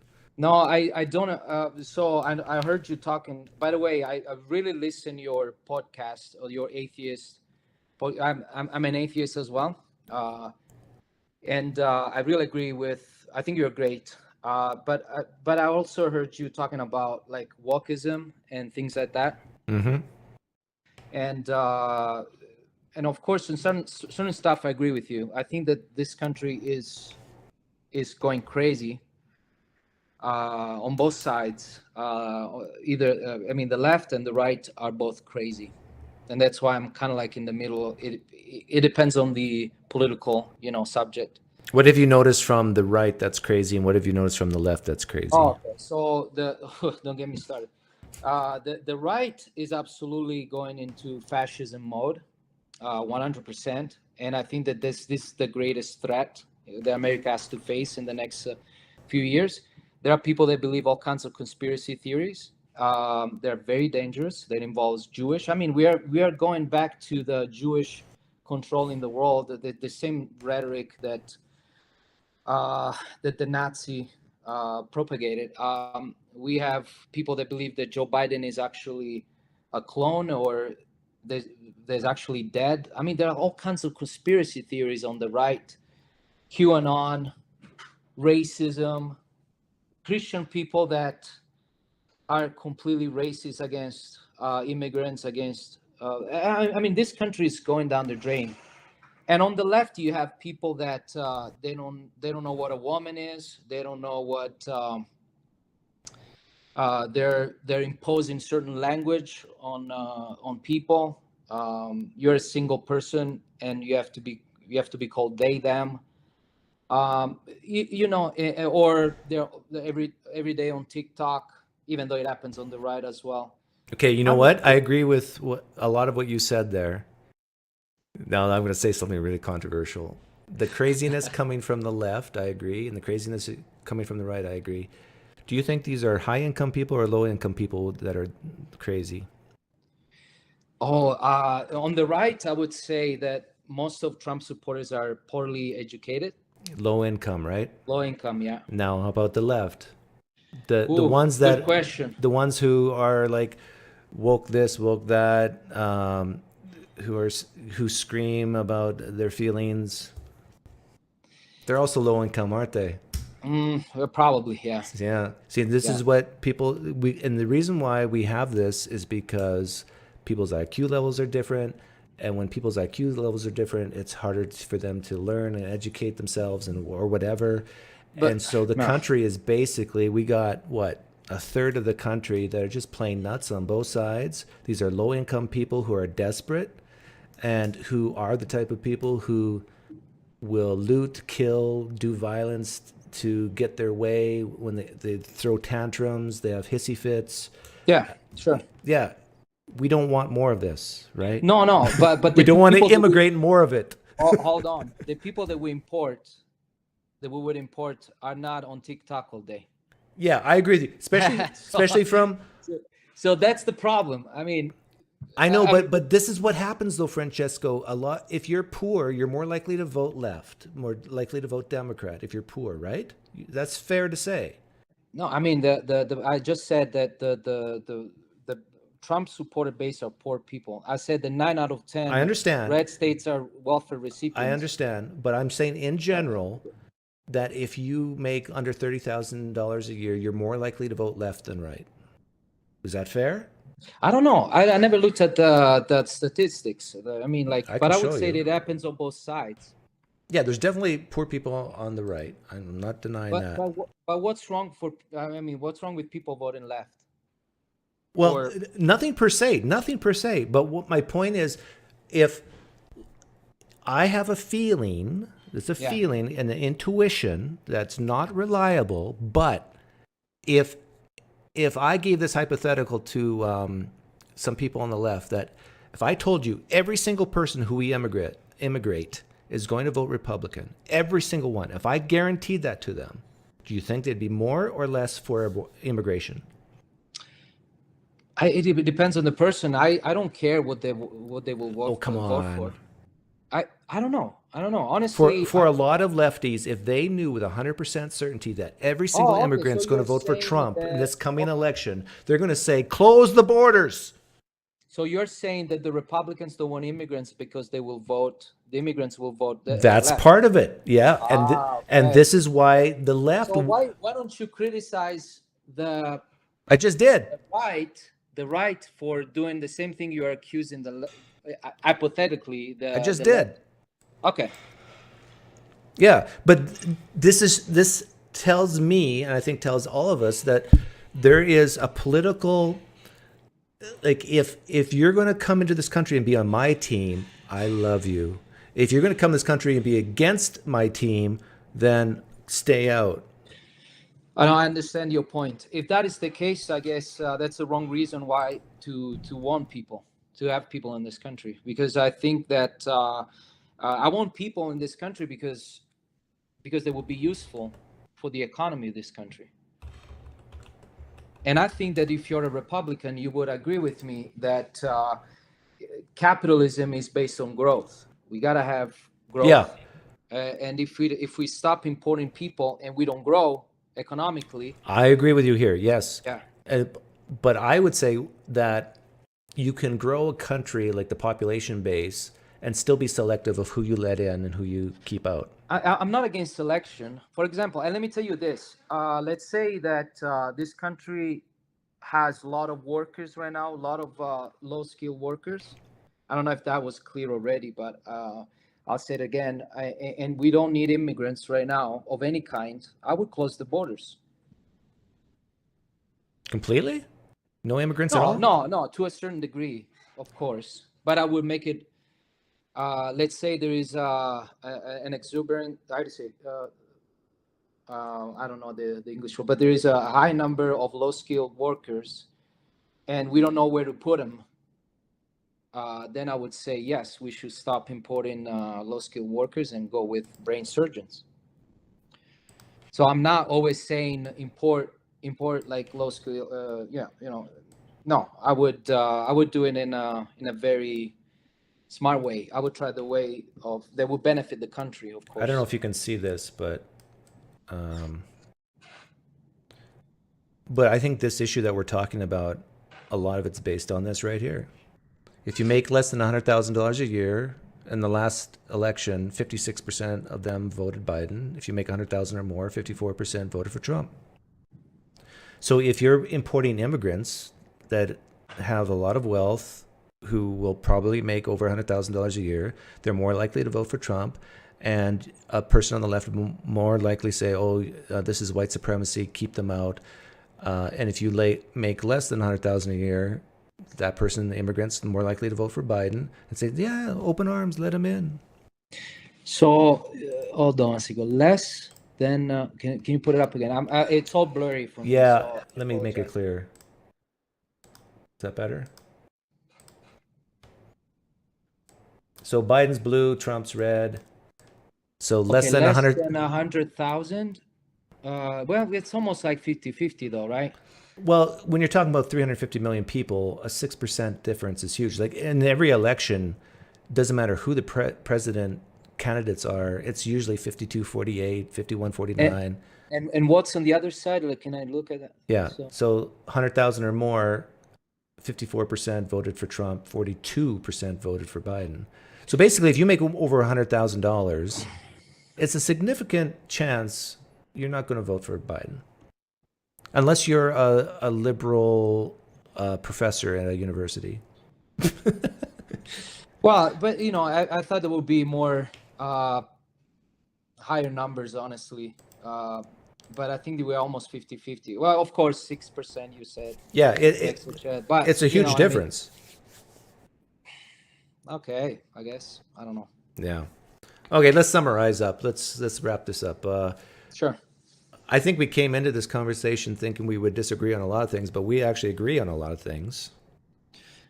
Yeah, I guess what I wanted to talk about, my comment was more about the fact that, well, I still don't agree with you on the shipping immigrants from red states to blue states. I still don't agree with that.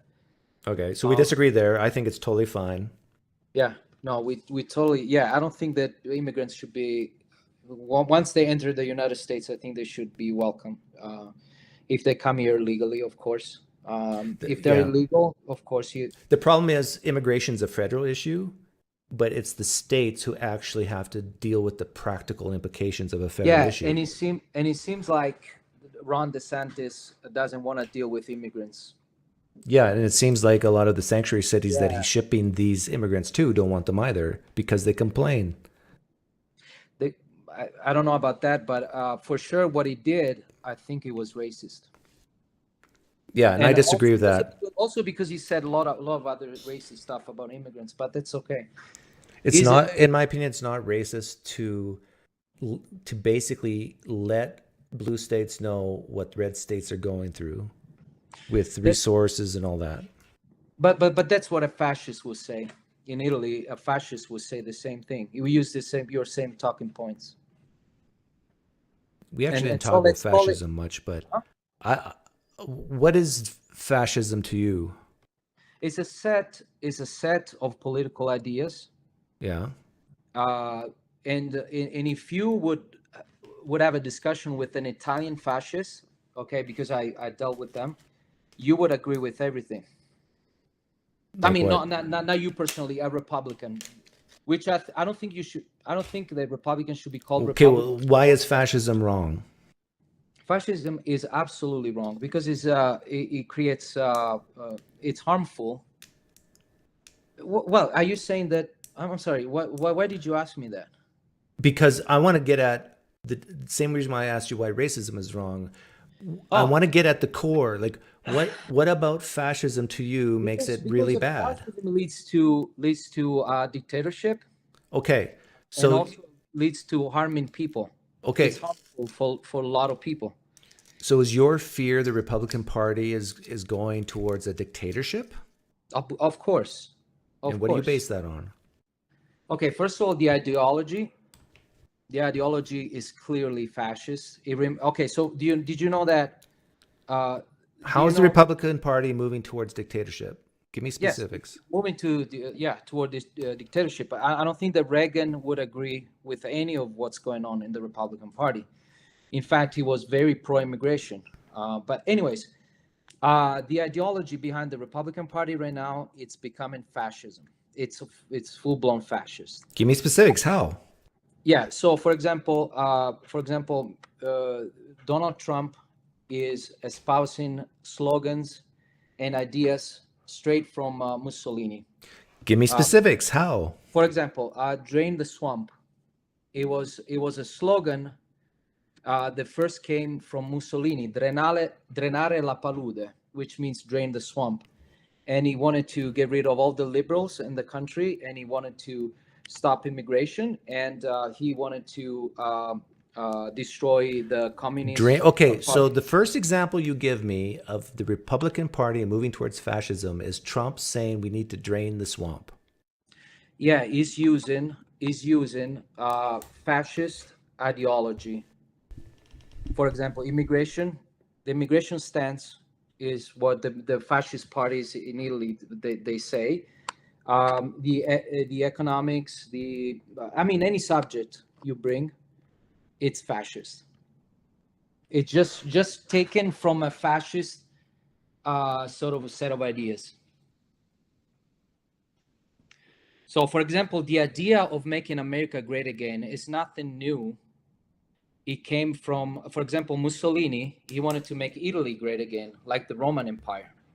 And that's how fascism started. So if Biden were to say tomorrow, we need to make America better, would that be fascist? No, better again. Then it would be fascist. No, you would have to explain how. And then when you explain how, then you will be like, oh, okay, this guy's a fascist. Okay, let's say Biden were to say, let's make America great again. Let's say he stole Trump's or Reagan's slogan. Would that make Biden a fascist? You have to say what it means to make America great again. Yeah. And for Trump, you'd have to say what it means. For Trump, when you look at what he wants to do, he's a fascist. But when I'm asking you to kind of define fascist and explain how he's fascist, you just say he's fascist. He's fascist. You got to give me more. You're right. So, for example, on the immigration issues, his views are fascist because he wants to stop immigration in the country. But 10 minutes ago, you yourself said you'd be okay with closing the borders. If there was a necessity for that, if we were in a situation, an economic situation where the country would suffer importing more immigrants, I would regulate immigration more. If the country would suffer through immigration, you would regulate it more. Yes. Do you believe Trump thinks that the country would suffer if we have more immigration? Yeah, but for different reasons. So he has the same line of thinking as you. No, you just disagree whether it's actually going to harm. No, because right now we need immigrants, and he said we don't need immigrants. Okay, and so he's saying that, and when you hear his rhetoric regarding immigrants and people of color and his racist remarks, you know that he doesn't want immigrants because of racist reasons, because he wants America to be white rather than having America to be. What makes you think Trump wants the nation to be white? He doesn't want Muslims. He doesn't want Mexicans. He doesn't want people from Haiti because they said they bring. What makes you think he doesn't want Muslims or Mexicans? I'm sorry? What makes you think Trump doesn't want Muslims or Mexicans? He said it. He said it. He said he doesn't want any Muslims or any Mexicans. He put a ban on Muslims. Were you here in America when that happened? He put a ban on Muslims? On Muslims, yes. When? He said we would have to stop people from Muslim countries to come in this country. He put a ban on certain countries. What's going on? He put a ban on certain countries. Certain countries, Muslim countries. Yes. Okay. Now, yeah. Does that mean is that the same thing as saying he's putting a ban on Muslims? Of course. They're all. Would he ban Muslims from Canada? He did. He Muslims from Norway? Yeah, because that was stupid for him. Yeah, he should have done it well. But he didn't put a ban on Saudi Arabia, strangely enough. But you see what I'm getting at? Like, you're implying that putting a ban on certain countries is the same as putting a ban on a whole religion. On religion, yeah. Yeah, he doesn't like Muslims. He said it. Do you know there's Christians who convert to Islam and consider themselves Muslims? Yeah, but he said it. He doesn't like Muslims. I mean, am I coming up? Am I lying, or am I under some kind of drugs and I don't realize what I'm saying? I mean, everybody heard what he said about Muslim people. Everybody heard what he said. This is what I think is what is happening. You're taking, like, with the Mexican thing, with the rapists and murderers. He said something about that, right? I should try to find the quote. I can. You hear that and you think he's against all Mexicans. I hear that and I think he's against bad Mexicans. Just right? That's the difference between you and me. He doesn't want. He said that all the people that cross the borders. All? I said maybe some or something like that. He said are good people. I don't see that. Okay, now let me ask you. But this is the difference between you and I. You hear words coming out of Trump's mouth, you get a knee-jerk reaction saying he's against all Mexicans, he's against all Muslims. No, I would say what he's saying is he's against murderers and rapists who are Mexican. He's against terrorists who are Muslim. All the immigrants from Mexico. Oh, hold on. I'll give you the right quote. Yeah, find me where he says all. He said, and maybe some are good people, he said. Maybe some are good people. You wanna bring up that quote? Yeah. But he's talking about the immigrants coming across the California-Arizona border, right? And he said that most of them are rapists, which it's absolutely not true. You got to find me the exact quotes.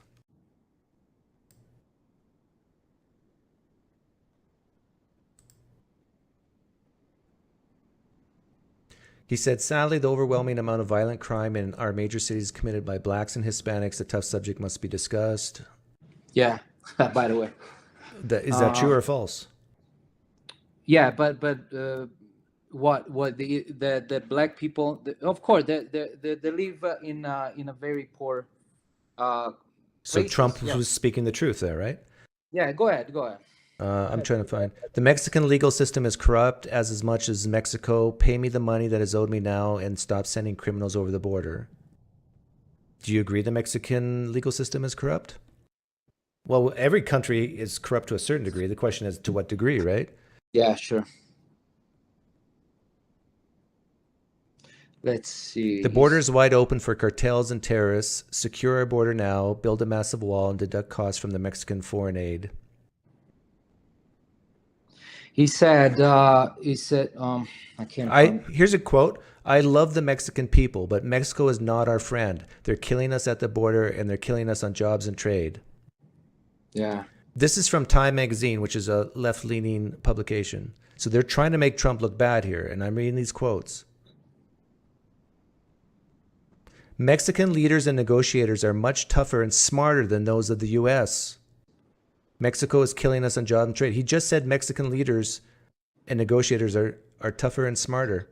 Yeah, what did he say about the immigrants coming from Mexico? Yeah, I'm trying to find that. Hold on. I know the quote you're thinking of. They're bringing drugs, they're bringing crime, they're rapists, and some, I assume, are good people. That's the quote you're talking about. Yeah. Some, I assume, are good people. Oh, yeah, I found it. Also, when he, okay, so let me tell you all the things that he said that are profoundly racist. He called white nationalists neo-Nazi, fine people. Okay, do you agree with that? No. He said the word fine Give people. me a quote. On both sides. And on the other side, there were Nazi people, but screaming blood and soil. You remember that, right? No. Yeah. Give me a quote where he says Nazis are good people. He said during. Do you remember during the Charlotte, that woman got killed? Just give me a quote. He said they were both fine people on both sides. Yes, that's different than saying Nazis are good people. Yeah, but on the other side, there were only neo-Nazi. How do you know that? Because we saw the images. Okay, and so you're saying there was not one person on the side that wasn't a neo-Nazi? I'm sorry? There wasn't one person on the other side that wasn't a neo-Nazi? Is that what you're saying? They were that's like me saying everybody on the other side were all... I don't remember the situation. No, I know exactly what you're talking about, but that's like saying everyone on the other side are these violent Antifa people, which is not true either. Well, he said that in another occasion. So what he's saying is that there are people who disagree, good people on both sides. No, there were no good people on the left side, on the right side. There was no good people. There were neo-Nazis screaming blood and soil. And what if I would say there was no good people on the left side? They were all Antifa. There were bad people on the left side and good people on the left side, and then there were good people on the right side. And there were bad people on the right side. Why can't I just say what you're saying? No. He should have said. He should have denounced right-wing neo-Nazi ideologies right there. He said there were good people right there. Okay. Okay, let's go. Then he said that people from Haiti have AIDS. Nigerian immigrants should go back to their huts. He wants to stop the invasion of Somalis, refugees. And then he did the Muslim. I wrote this on my phone, by the way, on my notes, because But do you have the exact quotes, or are you just, these are your summary notes? Summary notes, yes. He called, for example, he said that he was treated unfairly from a judge because he was of Mexican heritage. He said that Obama was born in Kenya. He refused to condemn KKK. He said Obama was born in Kenya? Yes. Or he said he questioned it. Yeah, questioned. He said he was born in Kenya. Questioned it. Yeah, that's different than saying it. Yeah. And then he said that the KK leader, David Duke, he said he didn't know him, while in a preview interview, he actually said that he knew him. And when he was a liberal, when Trump was a liberal, he said he was a bad guy. Now he doesn't know him. He wants to keep Confederate monuments. He quoted Benito Mussolini one time on social media. He retweeted white national links on articles, shared Nazi symbols on Facebook, called the coronavirus Kung Flu virus. What? Kung Fu? Kung Flu virus. Shared a video of a man driving a golf cart chanting white. By the way, remember Trump said that it was a China virus? And then he called it a Kung flu. And probably out of the lab in Wuhan. Yeah, but then he used. Turns out that he's probably right. Like almost definitely right. We don't know for sure. We don't know anything. Well, almost anything for sure. Yeah, we don't have certainty, but. Yeah, I agree with you on that. By the way, here's the actual quote about the neo-Nazis. There were very fine people on both sides. Yeah. And I'm not talking about the neo-Nazis and the white supremacists because they should be condemned totally. Okay, I gotta look at that. If that is the case, I would agree with you. If it said it, yes. Here's the link. I'll put it in the chat. Yes, please. And okay, you see the link there?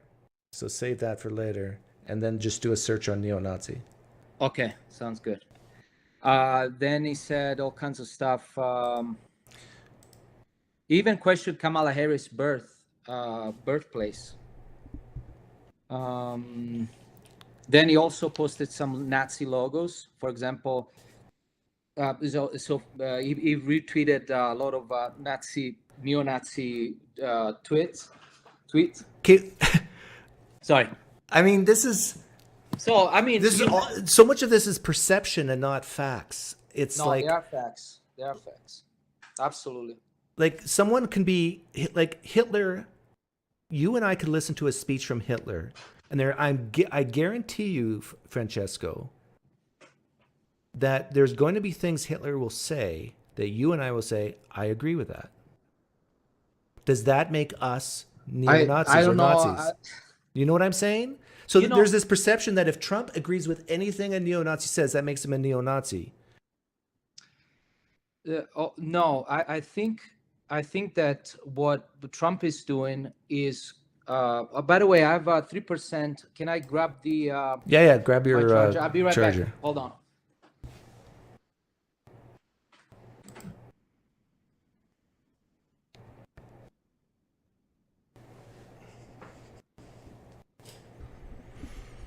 Red Olympus, I believe is it CIA or FBI testified in Congress that there's a high probability that the virus came out of the Wuhan lab.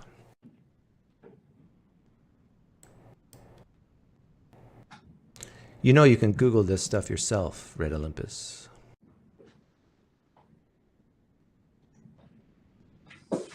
And by the way, I got Sorry it took so long. No problem. I'm just talking to the chat. And Red Olympus, just to let you know that when you write long comments under my videos, most of them went directly into my spam box. I saw that the other day. I was also checked my spam box, and I saw 10 comments you made, huge long comments with links in the spam box. You can't put links in, and you've got to keep your comments shorter. Okay, back to you, Francesco. What were we talking about? That Trump's a fascist. Yeah, his ideology is fascist. So let me ask you this: why did he not condemn David Duke? Why did he not condemn David Duke? I have no idea. Yeah, because he likes the votes coming from the KKK people. You could say, what would be a equivalent type question you could ask on the left? Why didn't Biden condemn Antifa or Black Lives Matter? I think he should, because Antifa is, but this is whataboutism. You're right. Trump. It is. Yeah. I'm not a defendant of Biden. I'm just saying that he's doing a better job than Trump. That's for sure. But I'm not here to defend Biden. So who would you vote for between Biden and Trump? I can't vote, but definitely I would vote. Yeah. But I would vote a tomato can if I could over. Yeah. For me, one of the main issues is. Are you a Trump supporter, by the way? No, I'm not a Trump supporter. I think he's a terrible role model, a disgusting human being in a lot of aspects. But that being said, there's many things I agree with him on. And like what? Like the borders was one of the issues that we just talked about. I agree with him on. I lean more capitalistic than socialistic, and so does he. Um, But also, I would say lots of Democrats are that way. You know. yeah, I agree. Mhm. I'm the type of person who, like Trump, he protects his free speech, but in general, the Republican Party is the party who's more willing to make people cry with their using their free speech, and I like that. I like me being able to say something and offend somebody greatly to the point that they cry about it. But I think that's important in a free society to be able to say what you believe, give your opinions, and if someone's offended by it, so what? So Like, you are against the Republican Party controlling books in schools and things like that? okay, great question. What I just said, there's always going to be exceptions to the rules, always. Hmm. But I am against, no, sorry, I am for, I am pro banning books in certain contexts. And I bet you are too. Yeah, especially the Bible. I would ban the Bible completely from So you would schools. ban the Bible. Oh yeah, 100%. I would ban, like, would you ban a book that talks about gay men giving each other blowjobs for Yeah, K through absolutely. 4? Yeah. No, but yeah, to a certain age, yes. Yeah. So you and I are both pro banning books in certain contexts. There's Yeah, nothing no, wrong with saying this book should not be in this particular school library. yeah. So what else do you like about Trump?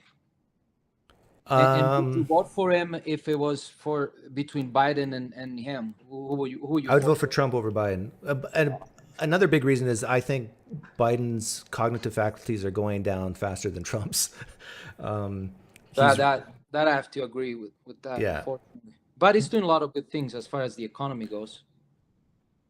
yeah. Biden has actually been okay as far as like he was dealt a bad hand as far as the inflation goes, Yeah. which is part of Trump's administration's fault. Like Trump should never have given out those PPP loans. He should never have gotten like he should never shut down the economy in the first place. Definitely in hindsight, we can agree with that. I think. Yeah, I guess so. Yeah. And so the government the Federal Reserve pumped in so much money into the economy with this crisis, with the '08 crisis, with the '01 crisis, with the '99 crisis, that there's so much money in the system that inflation was bound to hit. They artificially tried to keep interest rates low, and now the poop's hitting the fan, and Biden has inherited that. Deficits are going through the roof. We're on pace for like a $1.5 trillion deficit, and we're not even in a recession. Like, so yeah, we're in trouble. Yeah, but I think he's handling, considering all that, I think he's handling the economy pretty well. We have the lowest unemployment ever, I think. It's Point close. Like plus. it's about the same as what it was for Trump before COVID. Yeah, and now also people feel more confident about the economy. I mean, it's No, where do you get that from? there was I read an article. I think it Is was on Fox News. It was one of the um, how do you call those people?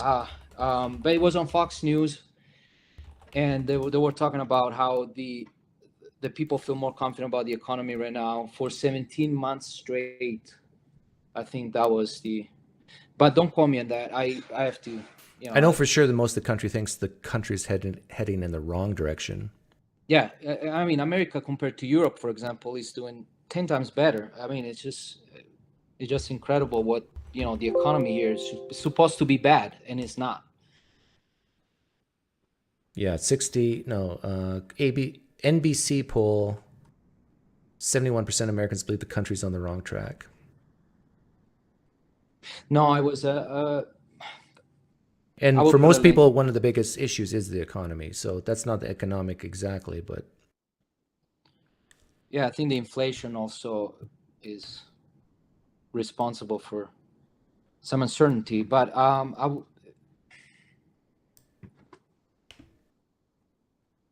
let's see if I can find it. but yeah, in general, like I'm against, I'm against censoring. I'm for risking misinformation being out there. I am pro risking disinformation being out there, because that disinformation could actually be true information. So, Oh, by the way, sorry to interrupt. yeah. Reuters, U.S. consumer confidence races to 17-month high. Housing market regaining strength. But what Reuters. was the topic on the first one? U.S. consumer confidence. U.S. consumer confidence. Yes. Okay. 17, and even Fox News, they talked about it. See, but that's bad in a way, because that means interest rates will have to go up more. You know what I mean? Yeah, unfortunately, it looks like Yeah. it's. If the consumer confidence goes up, that means they're more willing to consume. And if they're more willing to Yeah. consume, that's going to fuel inflation more, which causes interest rates to go up more, which will eventually cause potential crashes in other areas. But it's the downside of the good economy. I mean, you can't right now. I mean, it's not bad. Yeah, no, I in a agree. sense. It's not bad. It's not It's bad. not a bad thing. But yet, given we have a not a bad economy and we still on pace for record deficits, shows you we have a spending problem in this country. It's not a tax problem, because you can tax. I agree. Yeah, we can tax the rich 99%, and it will still won't get rid of our deficit. We spend too much in this economy. There's too many people on the teat of the government breast. Yeah, and I think that the problem is the lack of some moral values, and I think it's work ethics. We are not. You sound just like me. Yeah, on that thing, I would probably agree. Work ethics are going down, and they just don't want to work. If I think about America after World War II, the average American was a hardworking person who would get up early in the Now morning. hard work is considered racism in some people's views. That's baloney. I know, I agree. That's baloney. But I can find you TikTok videos and other videos of young people saying hard work is white supremacy. Can I tell you something? I have a lot of Democrat friends, more than Republicans. I get along more with Democrats, because I think that worst case scenario, they're more tolerant. I just feel like they're less dangerous in a way. But You think Democrats are less dangerous than Republicans? Democrats, Is that what you just said? Yes. What do you base that on? This is my personal perception. Okay. Because I would say that both sides the crazy people on both sides can both potentially be dangerous. But Yeah. my intuitions are that Democrats, people who lean left, are more emotional than people who lean right. Well, I'm not saying that people who lean right are not emotional, because they get emotional about those drag queens, right? And they get emotional about other things. They're if you have both to emotional. stereotype, though, I would say that people on the right, like all this Trump cult thing, people that cry. Yeah, and I'd say people on the left are in the woke cult thing. I think they're both in a cult.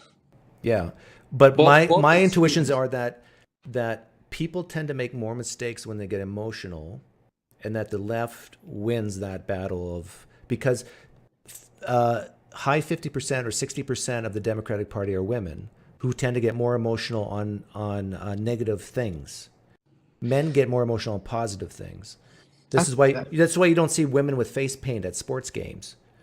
I think it's overgeneralizing, because you have so much emotion on the right as well. I'm not saying that there's not emotion on the left side, but if you go on the right side, you have these people like wearing flags and being super. I mean, like, think about it. Most of the political related mass shootings are from right wing. Are basically right wingers. It's a fact. So I think if you talk about emotional, I would say that I have a case against Republicans. Yeah, I can see that. But how many people have died from mass shootings per year compared to other shootings? I'm talking about political mass shootings. when there is a manifesto, usually pro-Trump. I would say that the right is like probably 80-90% of responsible for those mass shootings. Yeah, but in our country, that's what, under 1,000 people per year? Yeah, they're less, but I'm saying, talking about people with politics, I find Republicans more dangerous because of that statistics alone, and also they're more armed. Or apparently that's what my personal impression is. Do you know how many people are murdered in the United States per year? Oh, it's like 10,000 or something. It's 20. I think in 2022 it was 22,000 roughly. Oh, 22,000. Wow. 22,000 people. So most people, the vast majority of people don't murder. But of the 22,000 people murdered per year, I think the mass shootings account for under 1,000. Yeah, way absolutely. under 1,000. So who's doing most of the murdering? If we were to actually assign a political party to the murderers, for political reasons, I do a mass shooting. I kill a bunch of Jews. Okay. Yeah, no, I'm talking about given the 20,000 or so murders in the United States, which party is doing the most murders? If they were to vote for Biden or Trump, I don't know. I don't know if there is a statistics. I know that I don't think there is, but yeah, I'm just asking your intuitions. What, like 30% of those mass shooting, and then the rest is white people, and then there is a percentage of Asian, Mexican. Like there's one study done on jail convicts, murderers, and I think the biggest demographic was unaffiliated, like they don't care about politics at all. But the next biggest one was, now I forget. I think it was it Republican or was it a Democrat? I forget now. But the point is, most of the murders that take place in the United States take place in democratic cities. The most of mass shootings, you said? No, murders. All murders. Yeah. Yeah, cities are more violent in general. Yeah. And they're usually in the cities you have blue voters. Yeah. But if you go to Kansas City, I don't know if you've ever been there, or you go to other red state cities, they're large. No, but red state cities. Yeah. Red states that have cities with high murders. Their cities are red. They're red as well. No, the cities are blue, but they're in a red state. No, there are some there. For example, Kansas City. If I correct me if I'm wrong, I think Kansas City is is controlled by also a Republican mayor.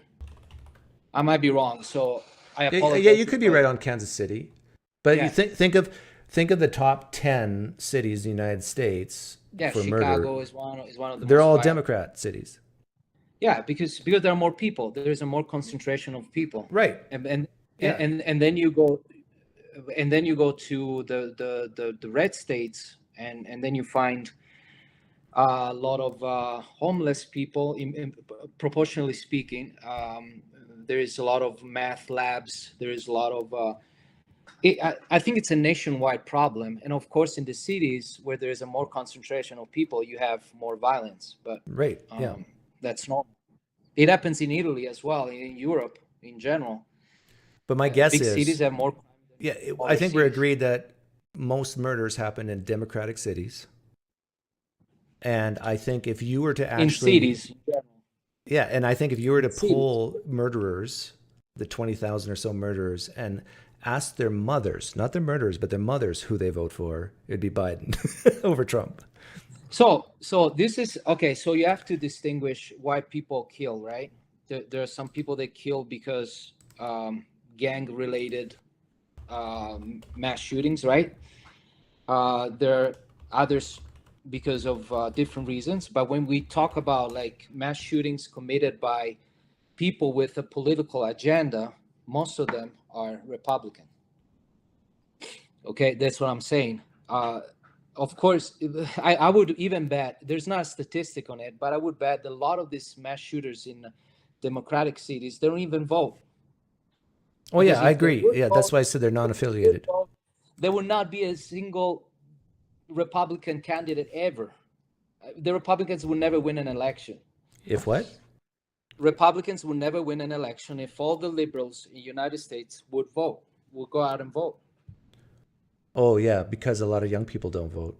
Yeah, a lot of young people don't vote. There are a lot of people Let's in the talk about ghetto. this. I think voting should be a little bit difficult. Do you agree? Yeah. Oh, yeah. I think, and I'll be extreme on this. I think that only smart people should vote. Whoa. Yeah. Yeah. I don't think that stupid people should vote. It's not in the interest of our government or any government. Okay, when you say stupid people, are you saying IQ or experience? What do you mean by stupid? I'm not sure, but I think that Like in this country, you can vote when you're 18. Most yeah. kids at 18 lack experience, lack wisdom. No, Are- no, I wouldn't say so much experience. I would say that well, I would say only wise people should vote. Yes, I would say only wise people, people that educated people should vote. Okay. And how Yeah. far educated? Like high school graduates or?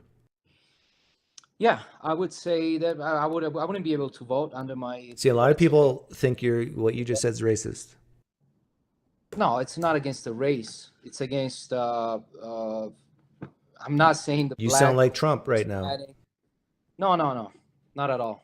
Yeah, because you realize that a huge Trump percentage said of he African Americans loves drop out of poorly. high school. No. Trump said that he loves the poorly uneducated. So I'm not like Trump. I'm the opposite. I'm quite the opposite. But of course I'm exaggerating. But I'm saying that people should really think twice before they vote. And when I say twice, I say 100 times. So do you It's think not people should have to pass a certain test before they can vote? Oh, that would be great. Yeah. Doesn't this sound like voter ID laws I agree. that the I agree Republicans want to push? But voter ID. But have you seen any sort of problems with? No, I'm for voter ID, but you're have you you're seen- going, you're taking this a step further. But do you think it's necessary? Because If you're saying they should pass a test, then an ID is nothing.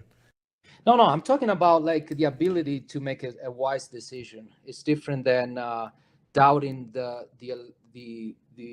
system. You see what I'm saying? Yeah, but how do you It's corrupt. I'm saying that there are a lot of people in America that are so stupid, or they don't use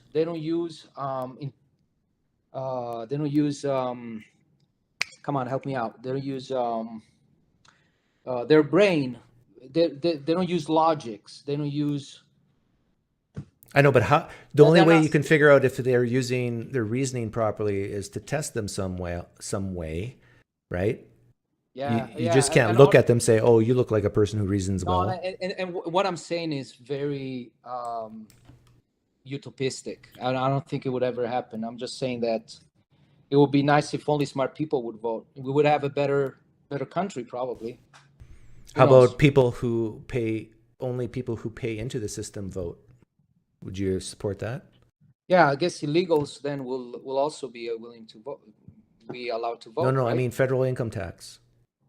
Federal in income in tax. federal elections, if you've paid federal income tax, But you that's get how to it is vote. right now, right? That's how it No, is. no, People no, cannot vote. no. Illegal people cannot vote. I'm talking about if you pay federal income tax and you're a citizen of this country, you can vote. If you don't pay federal income tax, you can't. Would you support Oh, that? if you don't pay. So who doesn't pay federal income tax? About 30% of the population. So they're usually people on welfare. No, you could even be above the poverty level and not pay federal income tax. If you have a mortgage and 3 or 4 kids, you got deductions. I don't think that No, I would disagree with that. I have a friend who makes about $120,000 a year, but he has 4 kids. He has a mortgage, and I think he paid $8,000 federal income tax. He's still paid, but it was like 8%, and he's a No, no, six-figure guy. no, I don't agree because I'm talking more about people making a sane decision. You can be poor and be a wise person and have Okay, so high you'd be education. against the money part, but you'd be for passing a test. Yeah, something like that. But I wouldn't be completely against that, you know. But of course, realistically speaking, I agree that a lot of people would disagree with that, and I can see why. Yeah, but if you But yeah, if you make a test, if you make a I don't remember test, which Greek philosopher. you'll I get a don't lot remember. of people from immigrants who don't even know English well. They couldn't vote. Well, let's say they're immigrants, but they're citizens. You'd get a lot of poor people, low-educated people who could not vote, and that would be targeting a lot of minorities. No, all I'm saying is, yeah, I agree with you. All I'm saying is it would be ideally, and I was provocative in that way, that I would definitely, uh, there's a lot of people they're making stupid decisions based on conspiracy theories and other things that should be easily debunked by simple reasoning, but it doesn't happen. And look what's going on with Facebook and social media. There's a lot of fake news and informations that are, you know, Russia was able to manipulate a lot of people into voting for Trump based on, Do you know what I say fake about news. that? A lot of people get offended but I would say, who cares? Because you're Italian, I'm Canadian, Right, I'm right. American now. I've influenced people before I became a citizen on my ideas and thoughts. You've influenced people as an Italian on who to vote for. You know, they can disregard what you have to say, but Yeah, of course. you've so it's like But this are you whole bringing? forward influence thing is like, if you're so stupid to fall for Facebook things or whatever, You shouldn't be voting. maybe you're right. Yeah. That's what I'm saying. That's the problem. If you're so stupid, you shouldn't be voting. Like, let the Russians try to influence the election, like through opinions. I'm not talking about through any type of violence or Yeah, it's pretty sad. It's like pretty sad. if Putin came out and said, "I think you should vote," you know, hey, U.S. citizens of America, I think you should vote for Biden this election. Like, and if you are a U.S. citizen and you just that's all you hear, and you say, "Oh, I'm going to vote for Biden because Putin said so," like, you're just nuts. I mean, You're nuts. I agree with you. 100%. 100%. 100%. the problem is the American people, not the foreign I agree. influence. I agree. Unfortunately, I have to agree. And the Russians, they took advantage of that. They understood the problem in this country, and they were like, "Hey, there's a lot of gullible people. They will believe in angels and all kinds of crazy stuff. Let's take advantage of that." But can I ask you a question? Because I really want to ask you this question before we go.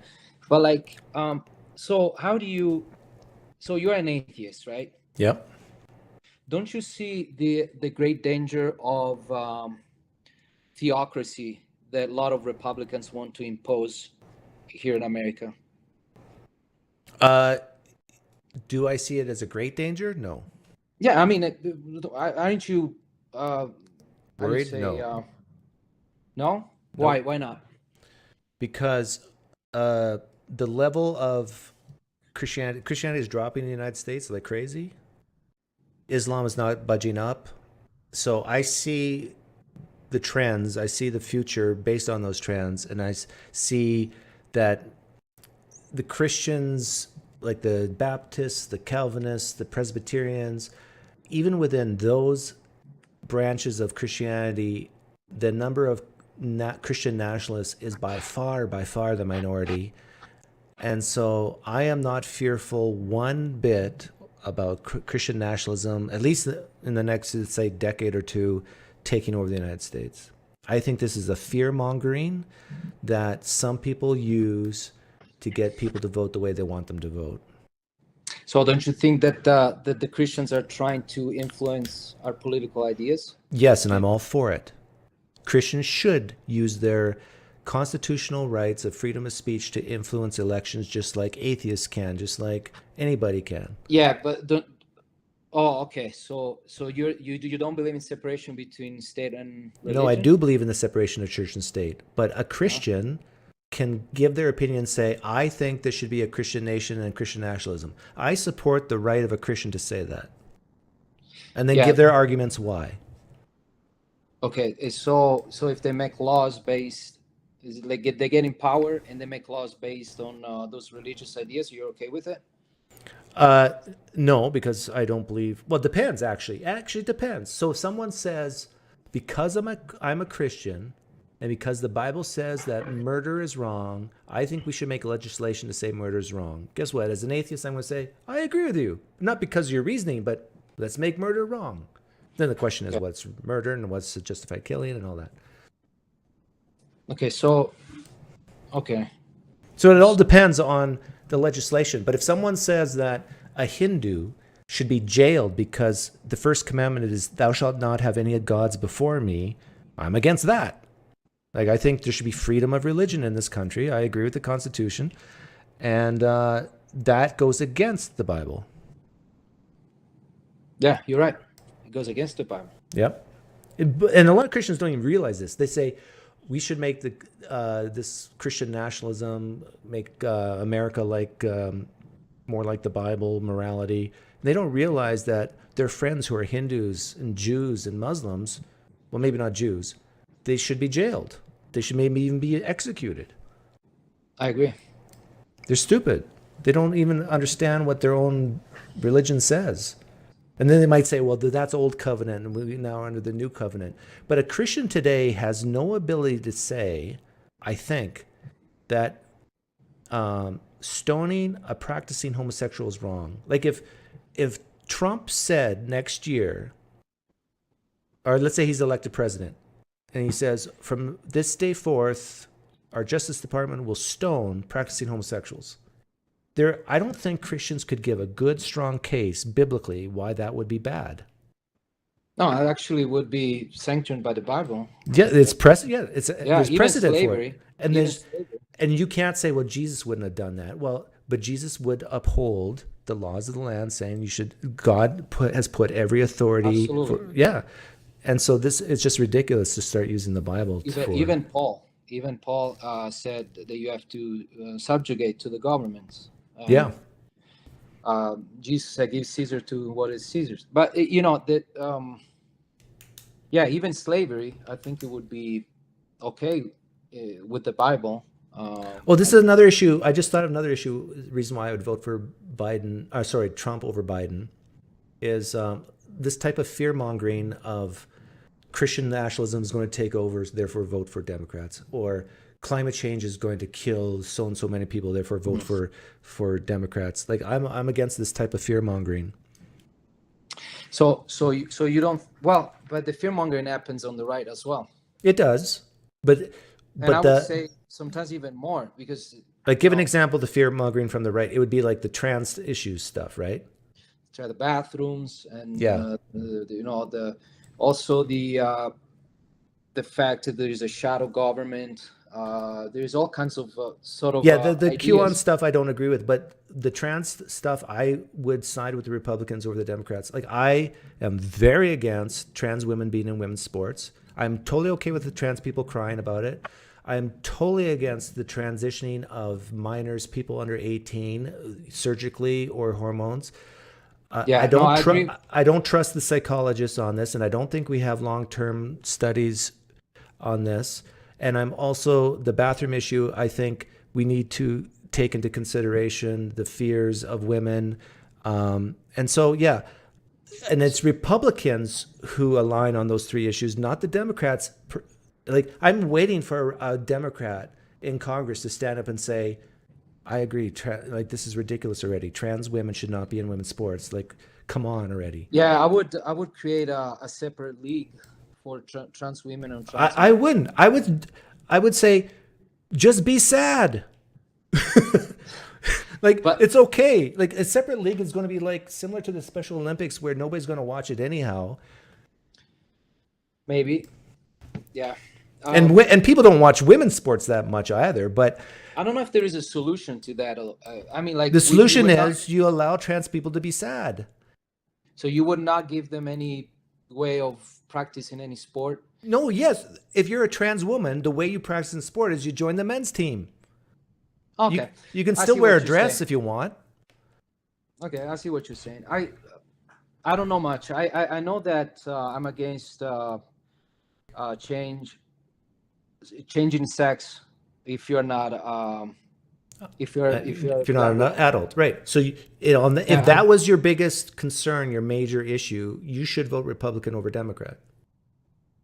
no, that's not one of my first concerns. I know, but if it were, like if that was high up on your list, if those three issues, the bathroom issue, the sports issue, and the transition issue is high up on your list, you should vote Republican over Democrat because the Democrats feel sorry for trans people and are more likely to say, oh no, they're going to kill themselves if we don't do this. So we got to do this, which is not true, by the way.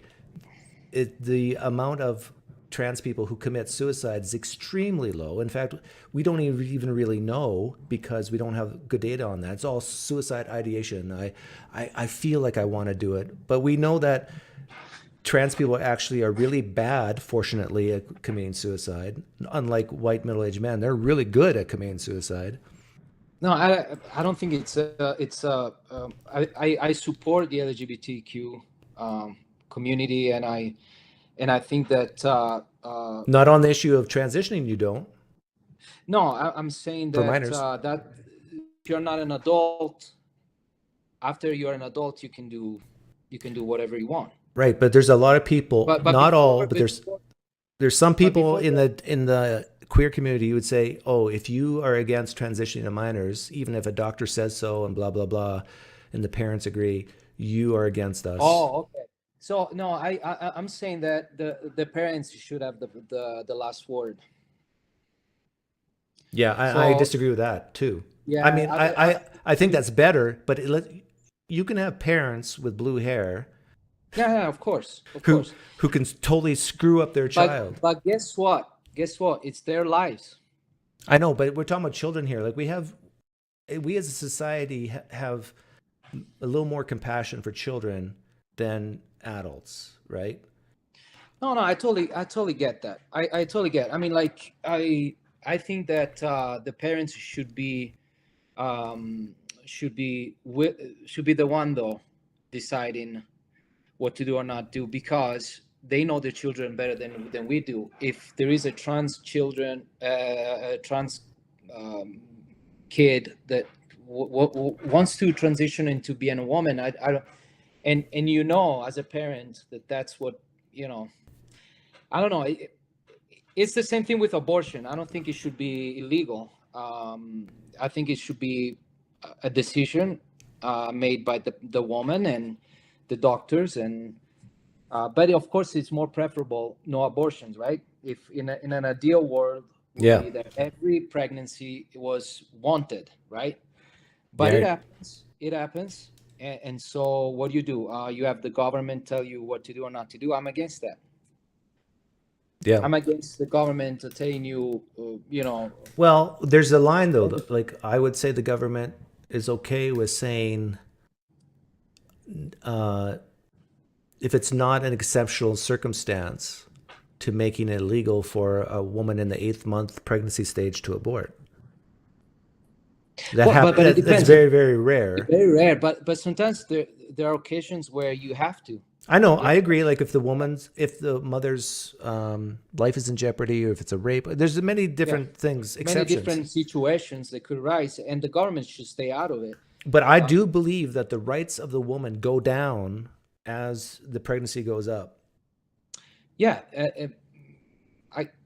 in a sense, if you go to Europe, it's the same thing. But at that point, if you keep a baby after 8 months, that means you want to keep the baby. And if Right. the abortions are rare, and it should be rare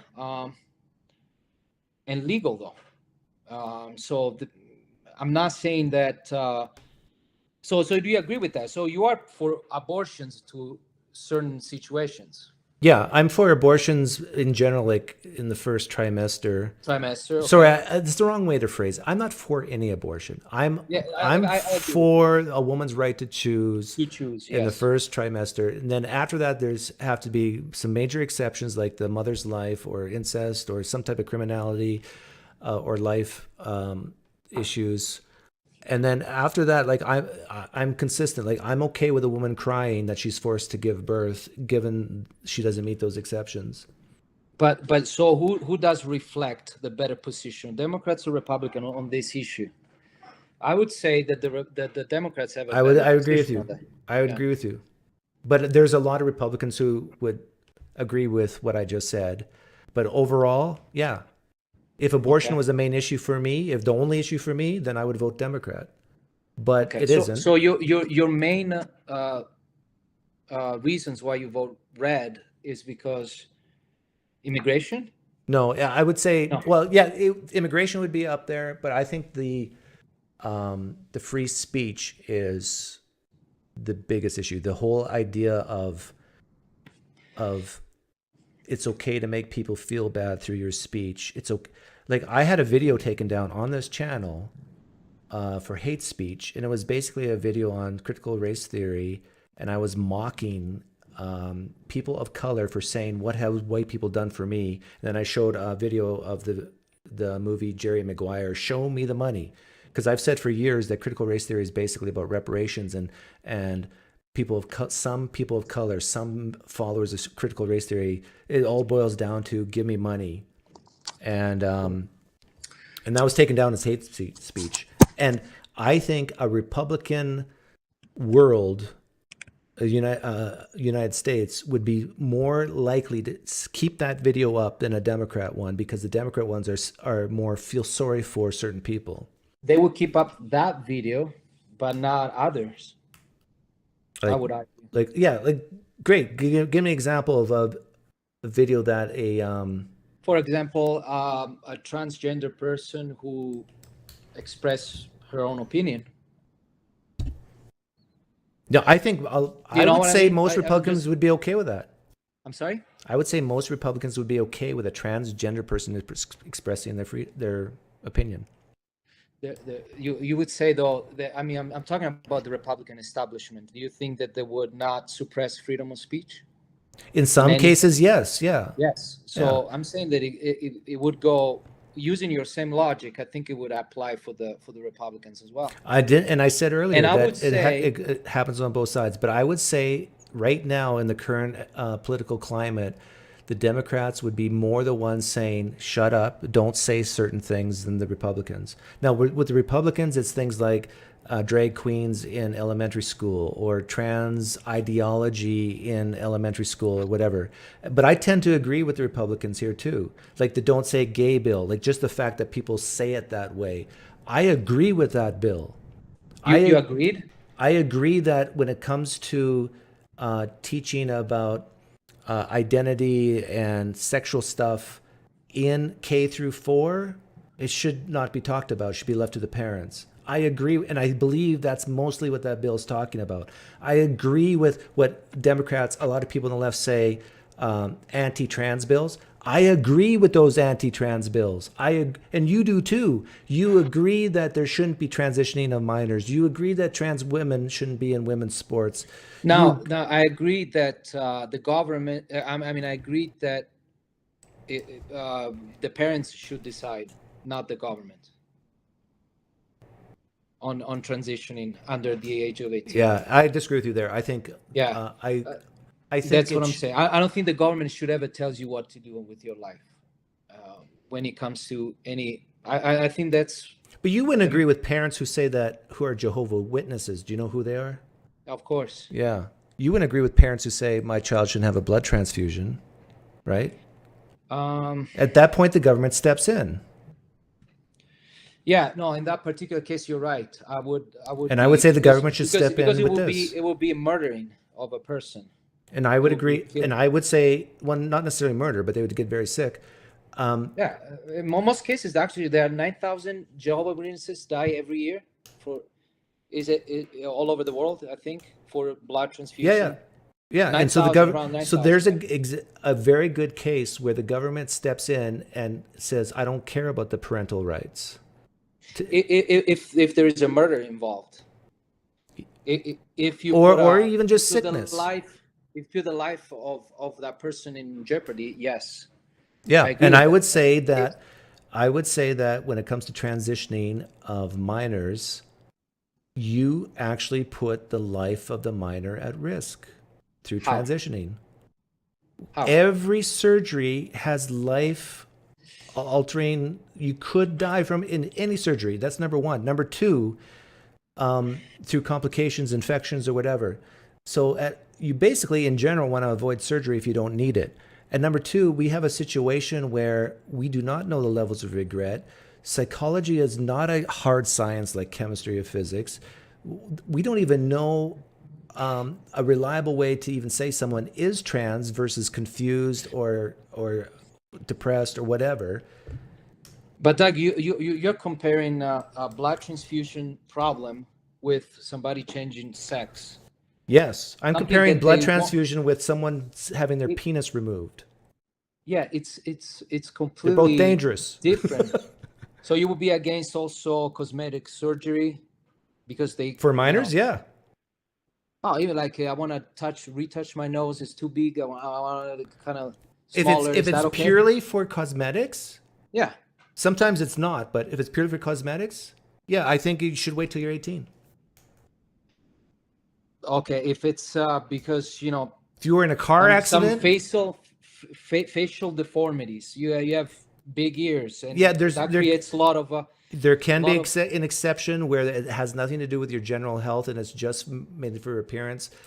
Yeah, granted, there could be some situations where there's an exception, that. but in general, no. Like this is why you have to be over 18 to even get a tattoo. I believe in this country, right? Yeah, yeah. You need a parental, Yeah. and that's what I'm saying. That's what I'm saying. It should be the same for. But now, I haven't looked so much into the trans problem. I guess it became a problem. I don't. But so do you have any statistic that say that people transitioning into a woman or a man have some psychological problems, or it makes things better? Uh, right now, there is data out there that says it lowers the risk of suicide ideation. Okay, so you would But to me, say that that almost means nothing because it's like, I feel better for a time. It's like a little kid saying, I want ice cream. I want ice cream. Here's ice cream. I feel good now. But will you feel good 10 years from now? so, but you admit that until like 10 years go by or 20 years go by, we shouldn't. I mean, we don't know what's going to happen, right? Is it a long sort of time Right. frame research or No, there isn't. okay, there isn't. So right now, I mean, that's how science works sometimes. There is a medicine that we give to the public, and Right. But my default position is don't do surgery until like, if the whole thing is about suicide, we don't even know how many trans people commit suicide per year. Actual suicide. Who cares yeah, about, we need oh, I some think numbers, of about it or course. whatever? And so, what I would want to see is evidence that here's the number of suicides without transitioning, here's the number of suicides with transitioning. Compare the two numbers per capita. And if it significantly goes down through transitioning for minors, I might be open to change my mind on this, even though I still think it's better to wait. Yeah, and that's why I agree with you. You should wait, but it should come from the parents. I mean, the problem I think nowadays is the parent being absent in their kids' lives. I come from a different culture, and where my mom would come in my room and look for anything I would hide under the bed. I mean, imagine if I had a gun. I mean, my mom would have known. Yeah. There are people. I mean, it's like my parents were involved in my life since since I left home, and I don't see that in American culture. I think that's what the real problem with America is, that the families are not strong as they used to be, maybe, Yes. or like in other You're right. countries. And Like I just read a stat that 25% of people at age 40 are not married and never have been married. And yet, I think some of those people have kids. Like I do think having, and marriage is a good representation of people being together. They've made a public commitment and a governmental commitment. Usually, they've stood in front of people and said, "I promise to do X, Y, and Z." And you don't see that often, or even saying that's a good thing. It's like, and most of the problems we have in society today, crime, poverty, is due to a father not in the home. Yeah, no, I would say not. Yeah, I would say yeah. I grew up without a father, honestly. You turned out okay. I turned out okay because I had a strong mother. Yeah. My mom was really strong, and she grew. I mean, she raised 4 kids by herself. Where did your dad go? So my biological father was he just left. He just left when I was 2 years old. Have you ever met him? 1 year old. 1 year old. And then when I was 2, my mom remarried. But unfortunately, my second father wasn't really. He was always in jail, that sort of stuff, But it's she was great. She did great. She did great, and she taught me a lot of good things. So sometimes the role of the mother is really, really important, at least from personal experience. I would say I agree with you. I agree with you, Francesco. Yeah. But I would say after age 6 or 8, what determines a society and a child's future is the father more so than the mother. I'm not saying the mother's zero. No, I agree with you. It's the father that determines. Yeah, having a father is good. Yeah, it's important. And so, like, if you're really against poverty, if you're really against people dropping out from high school, if you're really against violent crime, and you lean left, you should support fathers actively in the home, interacting with their kids on a daily basis. I totally agree. I think families are very important. And I'm saying it. But the thing is, that's more of a Republican, like, not always, but that's more of a Republican statement I just said. It's more a conservative thing. Yeah. I don't. It's more a conservative thing, and there's nothing wrong with that. I totally support that. But there's there's a lot of Democrats that I know that think like me that way, and they have strong families. And this woke thing that people talk about all the time is just a minority of people on the left. It's usually younger. I hope so.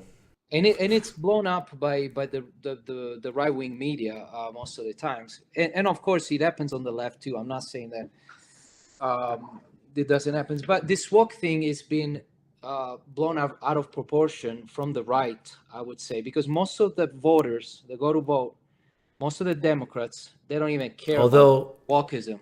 I tend to agree with you. It's blown out of proportion. However, just very recently, we saw the President of the United States stand behind a podium in front of the White House declaring that white supremacy is the biggest terrorist threat in the United States. I agree. You agree? I agree. But that's such a woke comment. Probably. But how many people in the last 5 years have died from white supremacy in the United States? Oh, yeah. I mean, there was those mass shootings I was telling you about. We're talking like tens, hundreds, thousands, tens of thousands. But January 6th, I'm pretty sure it wasn't the highlight of American democracy. Don't you believe? I agree, but and that is to say that white supremacy is the biggest terrorist threat. As far as terrorists, yes. I mean, can you think compared about to 9/11? It's nothing. Yeah, but how many people Muslim killed, and how many? It was like 3,000 or something. 3,000, and now do the research on how many people white supremacy killed. It's like 496. I did it the other day. Without counting the segregation time, the Jim. Well, it depends how far back in history you go. Yeah, let's go. You want to go from the beginning of this country? Yeah. Or we can go just recently. Even recently, I would say the Muslims. How they many did killed World War less II people, kill? Was that about white supremacy too? of course. But let's It talk recent was? years then. Like, I know you're thinking Hitler, but when United States, would you say when the United States bombed Japan, that was about white supremacy? No, that was a war. Yeah. That was a war. That was a war against the I'm just fascists. talking 'Cause about deaths. Japan was a fascist country. Let's not forget that. We Yeah. used to kill the fascists. Now they're in the government. That's the threat. I don't know why you're scared of fascists so much. Oh, you know why? Because Because you're Italian. Italians. Yeah. Italians lived it. We went through fascism. My great grandpa was part of the resistance during World War II against the black shirts. The black shirts were the Italian fascist party. Like, do you And he think helped if? Yeah, I understand. I understand he that. helped the Americans to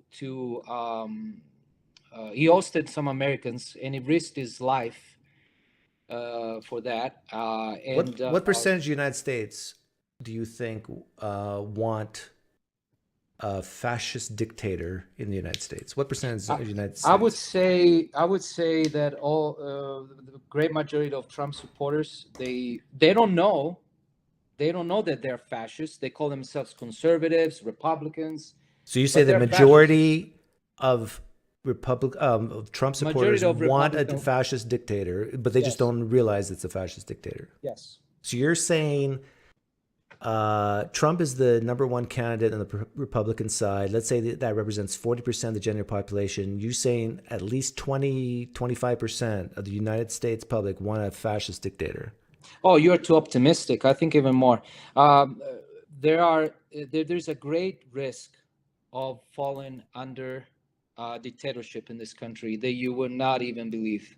I've seen the same things that happened in Italy in the 30s. The same things are So happening. you think it's more than 25%? Yes, absolutely. I would say that 30% of Trump supporters are definitely fascist. They don't know it. Okay, But they let's are. say you're right, Yeah. and it's, I don't know, but it's not over 50, right? Would you say it's over 50% of the U.S. public? Oh, no. You're right. I'm saying 30% of American voters. Okay, 30% of American voters want a fascist dictator. So if we were to ask them this question, do you support, if Trump wins, that he should go longer than 4 years? Do you think that 30% all say yes? Yeah, or most of them would say yes? Trump supporter, most of them would say yes. They would have Trump until he lives. See, I disagree with that. I think even Trump supporters would say, no, I agree with the Constitution. We should limit it to 4 years. I think it doesn't even take 30% to establish a dictatorship. I don't know if you agree with that. What percent? I don't know. I honestly don't know. Yeah, no, I mean, there are dictators in the world that they just... Mussolini was a political thing, but at that time, the fascists were I do not... minority, a huge minority. I'm going to encourage you here, but you can disagree with me, but this is me trying to encourage you. I don't think what happened in World War II could ever happen again here in the United States. And you know why? It will happen in a different way, but it would happen. And this is why I'm so for free speech. The reason why I don't think it will ever happen here in the United States is because of the internet, because of the sharing of ideas, because of you, people like you and me talking right now, which you could not do in Germany in World War II. Hold on. Before Italy embraced fascism and Germany embraced Nazism, there was freedom of speech. I know, but did you that? hear what I said? And the then internet. when they get to power, there's no freedom of speech anymore. Like if someone was against Hitler back in the 30s and lived in Germany, they had to be quiet or more likely. Not before he got into power. Not before. I'm saying during. They are more likely to be quiet. During, yes. They were more likely to be quiet because they're scared of death or whatever, and they didn't even know that someone across the city might have the same thoughts as them. They couldn't get together and share these ideas. Now that we have the internet, I welcome fascist thinking to come out and talk and give their reasons because it can be denounced in the public arena. I agree with you on that aspect. Absolutely. And I think it would be harder. It was hard for Trump to implement fascism in America, even though he tried.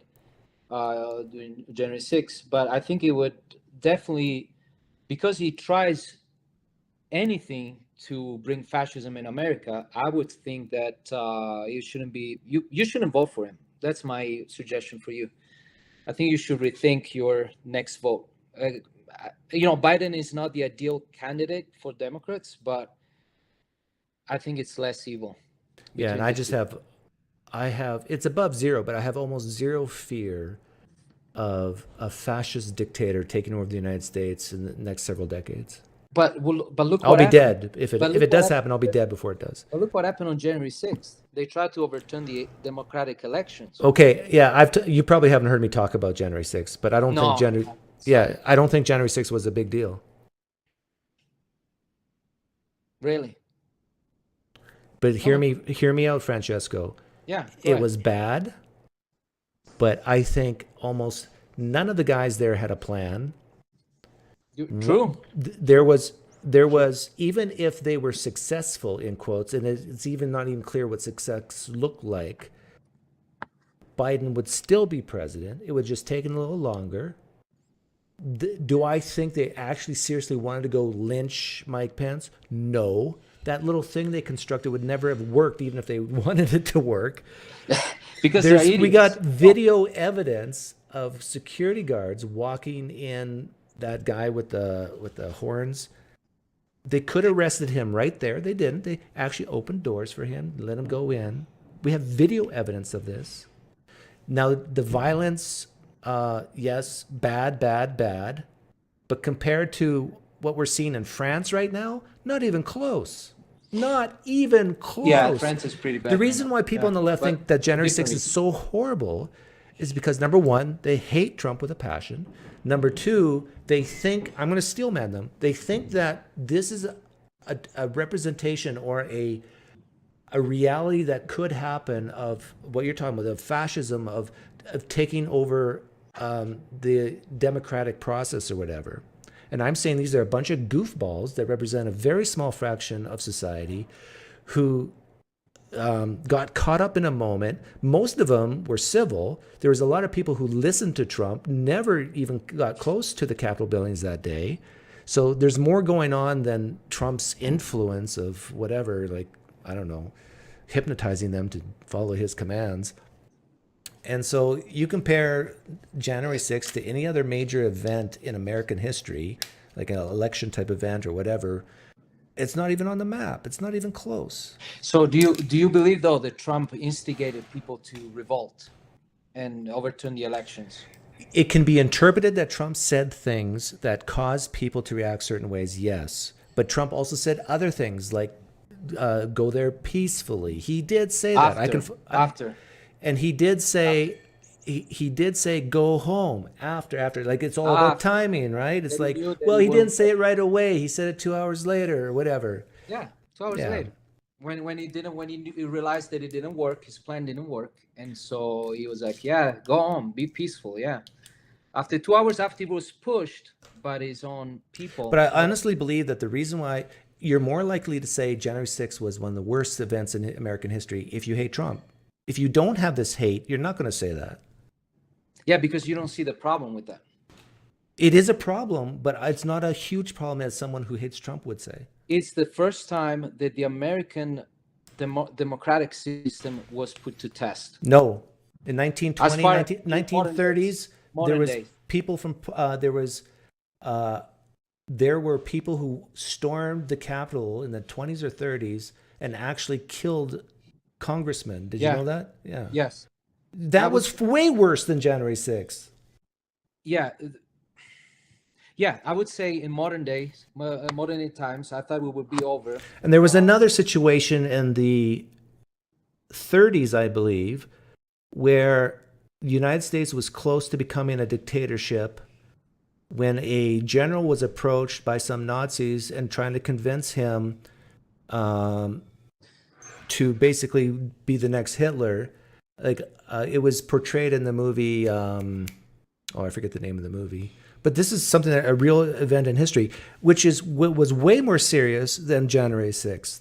And don't again, you if think you that hate this? Trump with a passion, No, no, whatever I'm but saying now, it's not going to compute. no. I totally agree with that, and that's you're basically supporting my idea that the American democracy is at risk. We need to be alert. We need to really pay attention to what's going on, because right now the Republican Party is gaining. I hate to even call it Republican Party, because it has nothing to do with the old Republican Party, but it's gaining momentum in especially on ideas based on conspiracy theories. And that was the thing with the Nazis, and the thing with the fascists in Italy, where do you Which know that? conspiracy theories do you think is gaining momentum? Oh, the QAnon, the Jewish No. Jewish controlling the government. Do you have any polling data to support that? No, even though I read a lot of stuff on it, even for neutral sources, but I've there's a lot of people that now believe all kinds of crazy stuff, and if you can convince them to revolt, like almost happened on January 6th, I think we would be in trouble again. And of course, all these killings of white supremacists are happening too. Not a lot, thank goodness, but they're still happening. And I don't hear a lot of left-wing terrorists killing people as much as I hear of white supremacist people. And guess what? Let me tell you this, a provoking thought for you. I don't know if it's provoking, but do you know why all the racist groups in America support Trump? And why also, not only in America, but also I disagree with that illegally? premise. You don't agree with that? No. Because So, hear me out, because yeah, I think people who support affirmative action are racist, and they vote Biden. affirmative action. Yeah. Okay. So explain more. People who What? support or say things like white or black people can't be racist against white people. They tend to Oh, in be that sense. they tend to be left Democrats. I would call those people racist But do you know and of support Biden. do you have any laws that were passed that would, or anything like that? I mean, I don't hear that on the left. I'm sorry. You don't hear what that That the black people can be racist. I don't know. I never heard of it. oh, you don't. Well, actually, I bet you I could find a congressperson saying that, or at least Oh, okay. I would agree with that. in the Congress, I can probably find you witnesses that over the years that they brought up saying stuff like that. But definitely, yeah, I think it's more people on the left who will affirm affirmative action. And to me, that's honestly, a racist but look, ideology. have you seen those videos of black people punching Asian people and telling them you got the virus, you got the corona, and blah blah blah? I mean, it happens, right? Yeah. I hear a lot of people on the left saying that was a racist thing to do. I'm sorry. I think Maybe, yeah. But the thing is, I'm just saying that there's more people who would say on the left that if you are African American or even Asian, that you can't be racist against white people. But who says this? Certain followers honestly, of critical race theory says this. I could probably find something right now if you want to see it. If that is the case, I don't support that, of course, because I think racism is a hate against another race. It doesn't matter which one is which. I agree.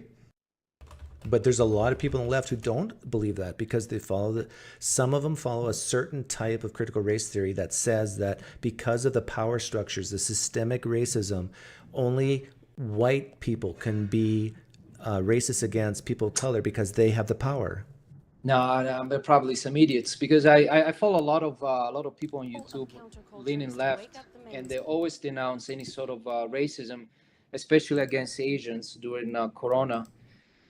During the coronavirus, I've seen it, racism from blacks and from other people of different colors. Well, yeah, I don't know. Definitely, yeah. People are people; they can be racist no But matter what skin look, shade. these people you are bringing up are, how much do you think they are a percentage in the left. Probably the That- same percentage of the conspiracies you're talking about. I don't know. Yeah, I wish there was a statistics for everything we're talking about. That would be cool. Like they view it as a good thing. Like it's being woke. It's being aware to the injustices of people of color. And so just by saying that And do you black agree people with can't, that? no, Do no, you- no, no, no. I mean, I do not agree that black people can't be racist against white people. I totally disagree with that. Yeah, but don't you think that the principle of wokeism is actually a good thing? Depends how you define it. Like if you define it as just merely being aware of certain injustices in history, no, there's nothing wrong with that. But if what you mean by that is that is now justification for certain people who are not of color, not of a certain sex, then that means you have to shut up and your opinion has to be silenced. I'm against that. Any type of censorship can be dangerous, right? I agree with Yeah. that. But wokeism in general, the idea of systemic racism, I think it's real. And I would disagree with that. I would say there's hardly any examples of systemic racism today. Today. So I would say that today, maybe. I think we've come you a have long to look way. at what happened in the past few years, a few decades, in order to Like even the drug laws on cocaine and crack, that changed in 2012. and it wants to kill people for. Did you hear that, right? What? Yeah. Trump wants to kill people that drug dealers. He wants to kill drug dealers? If elected again, it would be death penalty for drug dealers. He just contradicted himself just recently. Depends what the drug dealers did. Like, well, I was just selling drugs. Because one could make the argument if a drug dealer is giving out fentanyl to kids and you can show a causal link of their deaths, that could be a case for capital punishment. Right? Yeah, no, he's saying basically that he wants to put to death all the drug dealers. At the same time, he was boasting about a woman that was pardoned by Donald Trump. She was supposed to go to jail for 50 years. Yeah, have you seen that interview? No. It was with Fox News. No, I don't watch Fox News. Oh, okay. Anyways, Very I rarely. mean, neither, but I see some of the stuff sometimes I watch. But anyways, what we're talking about. But if think about it, if every drug dealer was dead, would the world be a better place or a worse place or equal? Overall. That's a good question. I would say overall net. Overall, net would be a benefit. Of course, if there was no type of crime whatsoever. Bye-bye, Pfizer. I'm talking about legal or illegal. Then the question is, what should be legal? What should be illegal? No, I see what you're saying. I think marijuana should be legal. I don't see any harm in smoking marijuana, but you know what I mean? I don't see any problems with that. If alcohol is illegal, I don't see why marijuana is illegal. I don't see that, but. Okay, we started this. We got to wrap this up because I have to go to the bathroom. Yes. We started this whole thing with your commenting that I was a racist and anti-immigrant. After 3 hours of conversation, how long have we been going? Yeah, 3 hours. Do you still think I'm a racist and anti-immigrant? I don't think you're a racist, even though you support something that is racist. Okay. And do you think I'm anti-immigrant? You are anti certain types of immigrants. Very good. I think. Are we on the same page? I think we're on the same page. And I think that's not good, though. I don't think you should be anti-specific type of group. Oh no, I'm all for discrimination on certain things. You are for discrimination? Yes, and you are too. Okay. Really? You discriminate between things all the time. Discrimination is not a bad word. Yeah, like give me an example before we go. Well, a simple example is if you have a choice between steak and chicken, you discriminate one over the other. And No, in the I'm talking about people. Let's talk about people. okay, when it comes to people, you discriminate between, let's say, pedophiles and non-pedophiles. Mm-hmm. Yeah, You, criminals how old is your against youngest? criminals. Yes, How old is your youngest? 11. 11. I got two teachers for you. They're both equally good in teaching, but one's a pedophile in their past, one isn't. Yeah. Which one do you want? One is a criminal, the other one is not. Yeah, so I would. But let's say the pedophile is never caught. Okay, nobody knows, but God Himself has told you. One's a pedophile, one's not. They're both equal in their teaching ability. Which one do you want? Of course, the non-pedophile one. Right. You discriminate against the pedophile. Rightfully so, but it's not. Rightfully it's not so. a discrimination. I think it's the one is, well, one is a criminal. The immigrants, the poor immigrants, low-skilled immigrants, are not necessarily all. Well, even there, okay, you got two immigrants. Both are poor. One has a history of crime. The other one doesn't. Clean sheet. Yeah, that's why you can only bring one in. Which one are you going to bring in? And that's, I agree with you that we should do some vetting.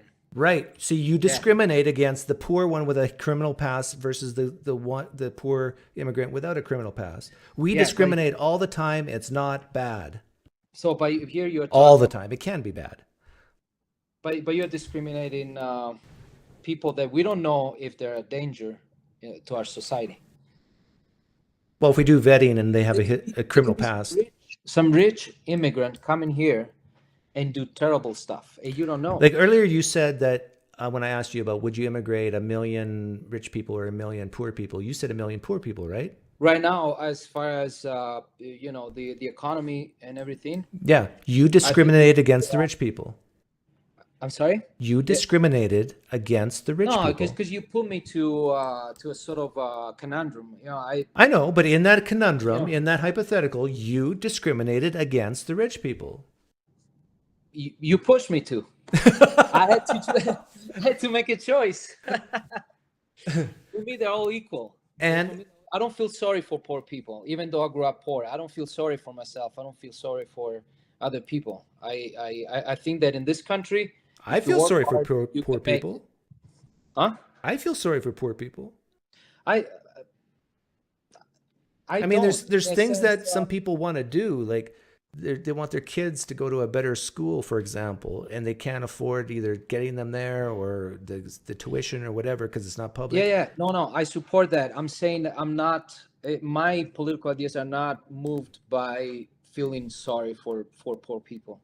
Because I think you can work hard in this country and you can get out of yourself, get out of poverty. It's not easy, but you can. I did it. I came here.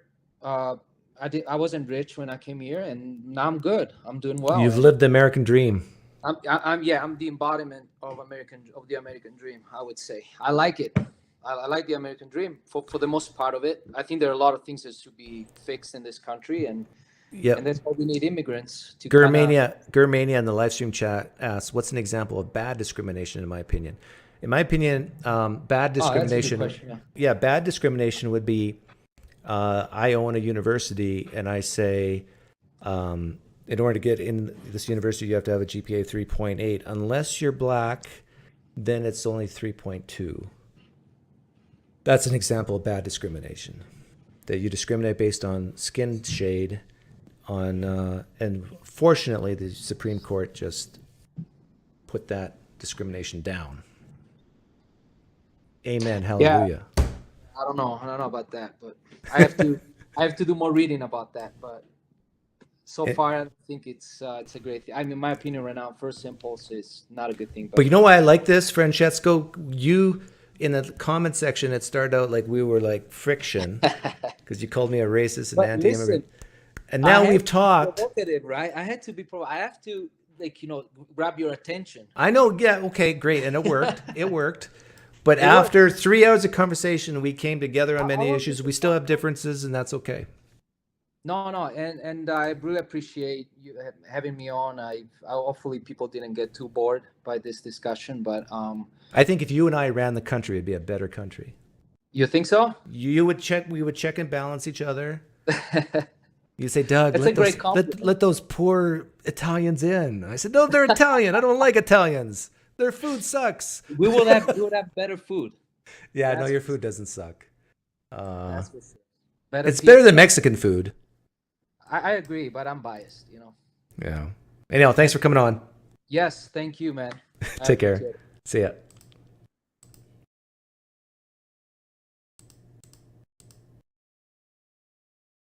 See, and there's certain things that we talked about in this live stream that I think the YouTube algorithm might catch. And like, I'm getting worried that I can't even talk freely. I'm more worried now than I was a week ago because I had one video removed. And even if you disagree with almost everything I've said here today, I think you would agree that I should be able to say it. But private companies like YouTube, like Google, are so worried about the feelings of others. Or they're worried that certain ideas will cause violence, physical violence on others.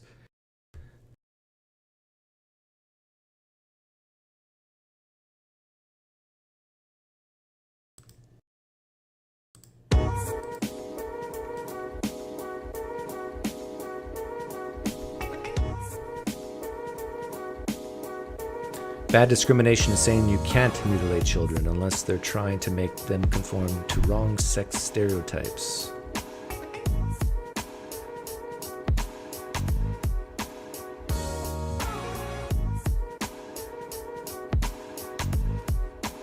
Red Olympus, I put you in timeout before, not because of what you said, but see, you're doing it again.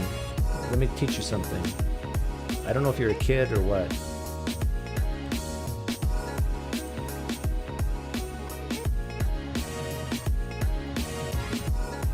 You might not have known this, but as a content creator, when I see Red Olympus, Red Olympus, Red Olympus, it's someone else, Red Olympus, you have some self-awareness.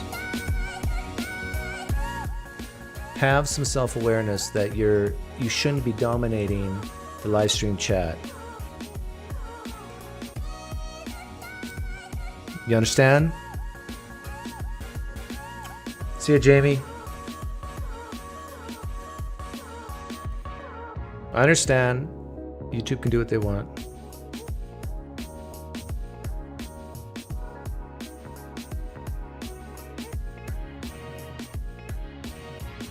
Why is racism against white people bad if it isn't violent? I've never said that what makes something bad is only the violence.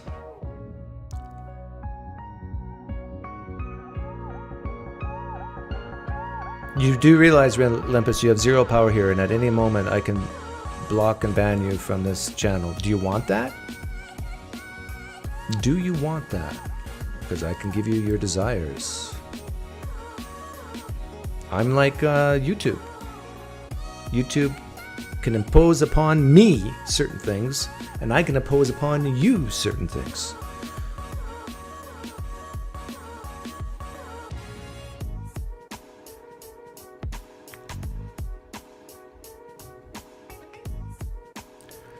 Poof. Thanks for hanging out, guys. Oh man, I got poker in 2 hours.